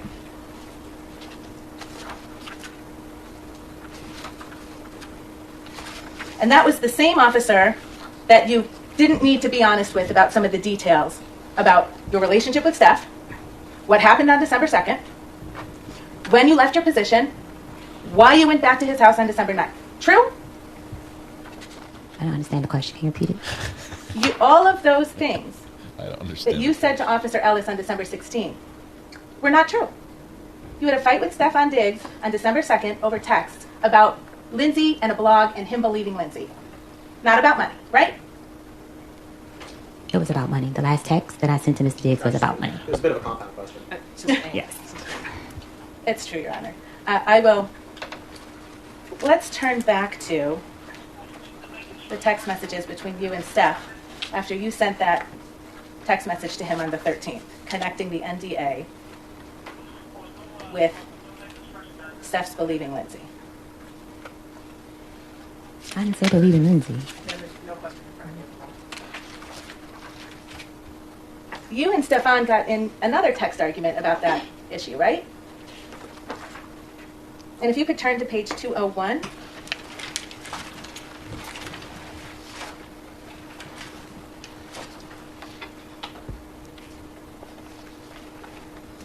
The green bubble is Stefon, right? Yes. And he writes to you on December 13th, here you go. Don't worry about Melissa, and you don't gotta worry about working moving forward. I never told nobody not to pay you. They said you owed money. You knew that, right? No. You knew that Melissa calculated the receipts that you submitted and determined that you had been overpaid, didn't you? No. Okay. They said you owed money, says Steph to you on December 13th. Here go that bread you was supposedly owed, I guess. That's what he said to you, right? Yes. And he Apple paid you $2,000, didn't he? Yes. And then he left another $2,000 on the stair railing in his home for you. And that was for the week that I was there. That was for the week of December 9th when you worked, right? And he asked you 3 times in your text message, what else do I owe you? And you never gave him a number, did you? I said they owe me grocery. I had given Sonny the grocery reimbursement, the person that was my contact for giving receipts to. I thought you just testified there was a mix-up with the numbers. Yes, but I had talked to her about that. We had came up with the exact numbers after she added up the receipts. You understood that Steph fired you that day, right? I was leaving. Okay.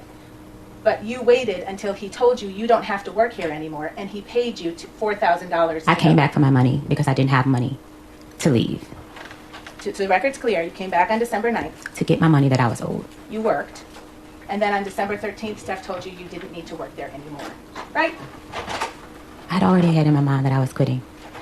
I just came back to get my money. You were furious with Steph on December 13th, weren't you? No. No? No. Do you remember that Shy Charles was actually at Steph's house that day? Yes. And she was braiding his hair? Yes. And she was staying downstairs. She was going to stay overnight. Yes. And she finished braiding his hair around midnight. Yes. And then you came down from your room to talk to Shy. Yes. And you did that because she was your friend. My coworker. We were cool.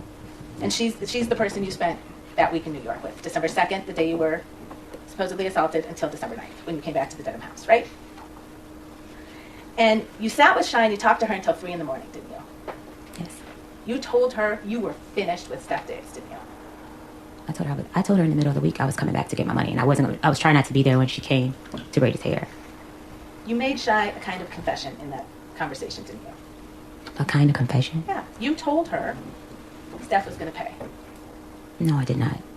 I do not recall. I'm going to remind you you're under oath, and I'll ask you that question again.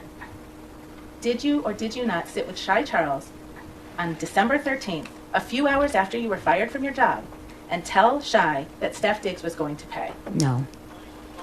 Did you tell Shy you were going to sue Stefon? No.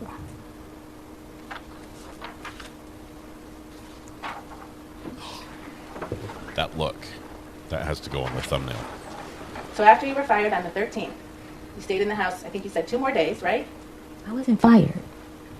After Steph Diggs told you didn't need to work there anymore and paid you all the money That day you went back that to. you claimed you were owed, you stayed in the house for 2 more days, right? I had to get a plane ticket and I had to find somewhere to stay. Okay. And then when you left his house, you went to the Dedham police station. No. You went to the Dedham police station on December 16th. I left his house on the 15th. You testified, and on your direct examination, you left on the 16th. I left Stefon's house on the 15th. I went to the Dedham police station on the 16th. Okay. And you told them he'd assaulted you 14 days before. On December the 2nd. And you had to pick a day that was long enough ago that it would explain why you didn't have any injuries, right? Objection. Sustained. Argumentative.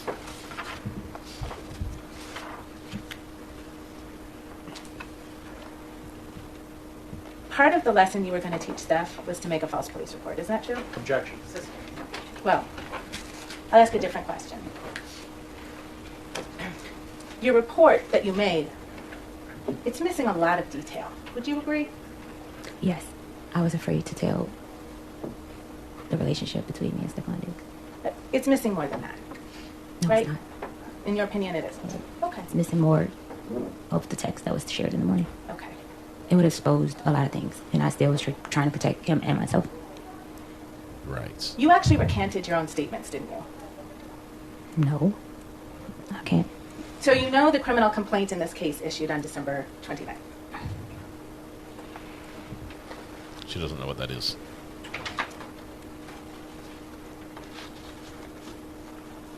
Right? You know What? No, I don't know that.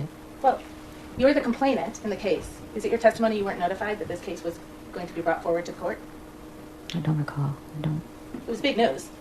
I don't. No one reached to me that I recollect. Prosecutor has to You be reached out careful here. to Steph's girlfriend at the time. You might have to after clarify this complaint his client's was made answers, public, right? witnesses' answers. Because in the police report, I had not listened to the voice note. I just read the voice note. I was afraid she knew. I was afraid. Ma'am, it's a yes or no question. I can't answer that question. After this complaint became public on December 29th, you reached out to Steph's girlfriend, didn't you? I can't recall the date, but yes. Can I approach you on that? Counsel actually approached them.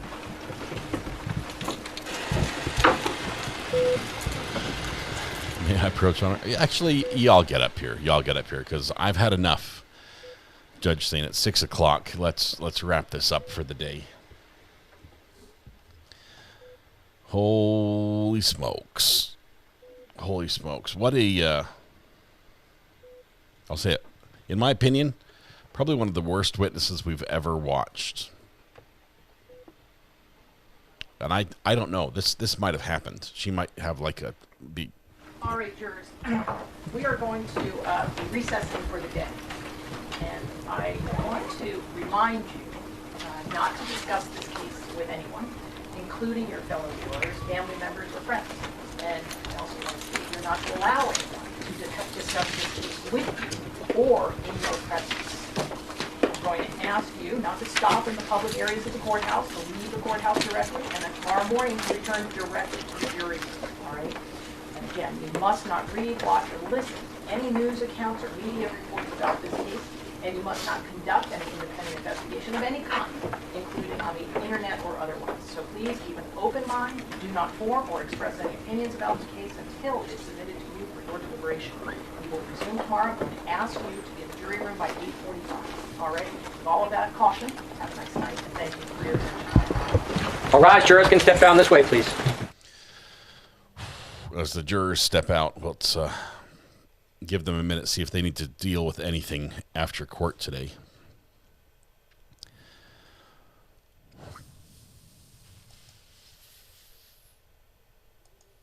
This is what happens when you think you're part of the cool kids club.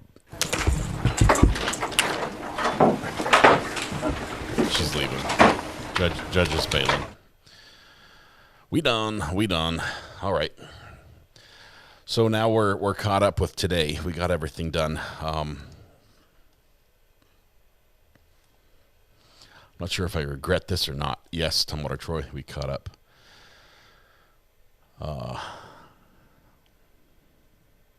don't know how this made it this far. I really don't know how this made it this far. The prosecutors must have just, I don't know, read a summation of what they tried to make from her complaint, not fact-checked anything, and just gone straight to prosecution.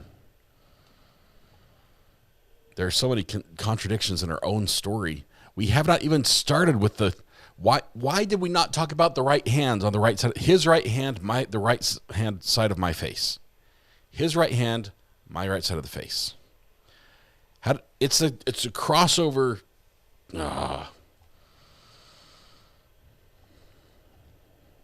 She's trying to get a ton of money. Okay, my family eats a lot of food, right? We go shopping. I got a big family. We go shopping. We go to Sam's Club. We can fill a cart. There have been times we've had 2 carts. Okay, we're the 2-cart family. There have been times where we're like, we might need to go home, drop this off, and come back to get more because there's just not that much room in the back of the car for the food we're getting. And she's like, yeah, for the week I spent $3,400 in groceries. What? That's a lot of gold-plated lobster. I don't know what else it could be.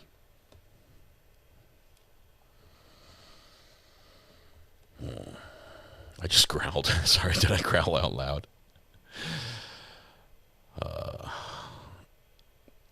I have the same face you made on the thumbnail. What is the cat for? I just put a cat on the. I thought it would look good with the cat. I don't know. We'll see you in mod chat. All right. Let's call it quits here. She's not done. That's the thing. We get her back in the morning.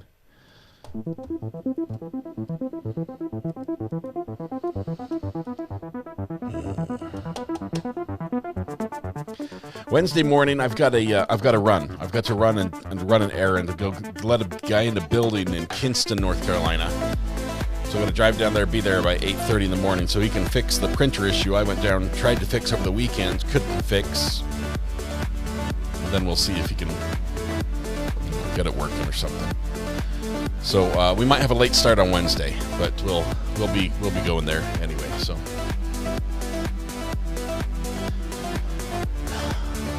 who picked this case out? Who put us up to this one? Who put us up to this one? Take out the toner, tilt it, put it back in. Clever name. I tried that. This is a new printer I installed myself. I took it out of the box myself. It's a Xerox. I think it's a B235 or B325 or something like that. It's a nice printer, network printer, file sharing. I can air print to it, everything. I can log onto it remotely through the IP address. It prints just fine. The screen just flashes constantly. So that's all. All right. Tonight when you go home, please hug the people you love, smile at someone. Not like this witness smiled at people, but smile at someone and make their day just a little bit better. Please stay safe till we go live again tomorrow morning with more of, what did we call this one? The football foul trial. It needs more than one just cat. Red Pen, let's put another cat in there. We need at least 2. Or 3 maybe. I don't know. You guys have a good night. We'll see you in the morning. Bye-bye.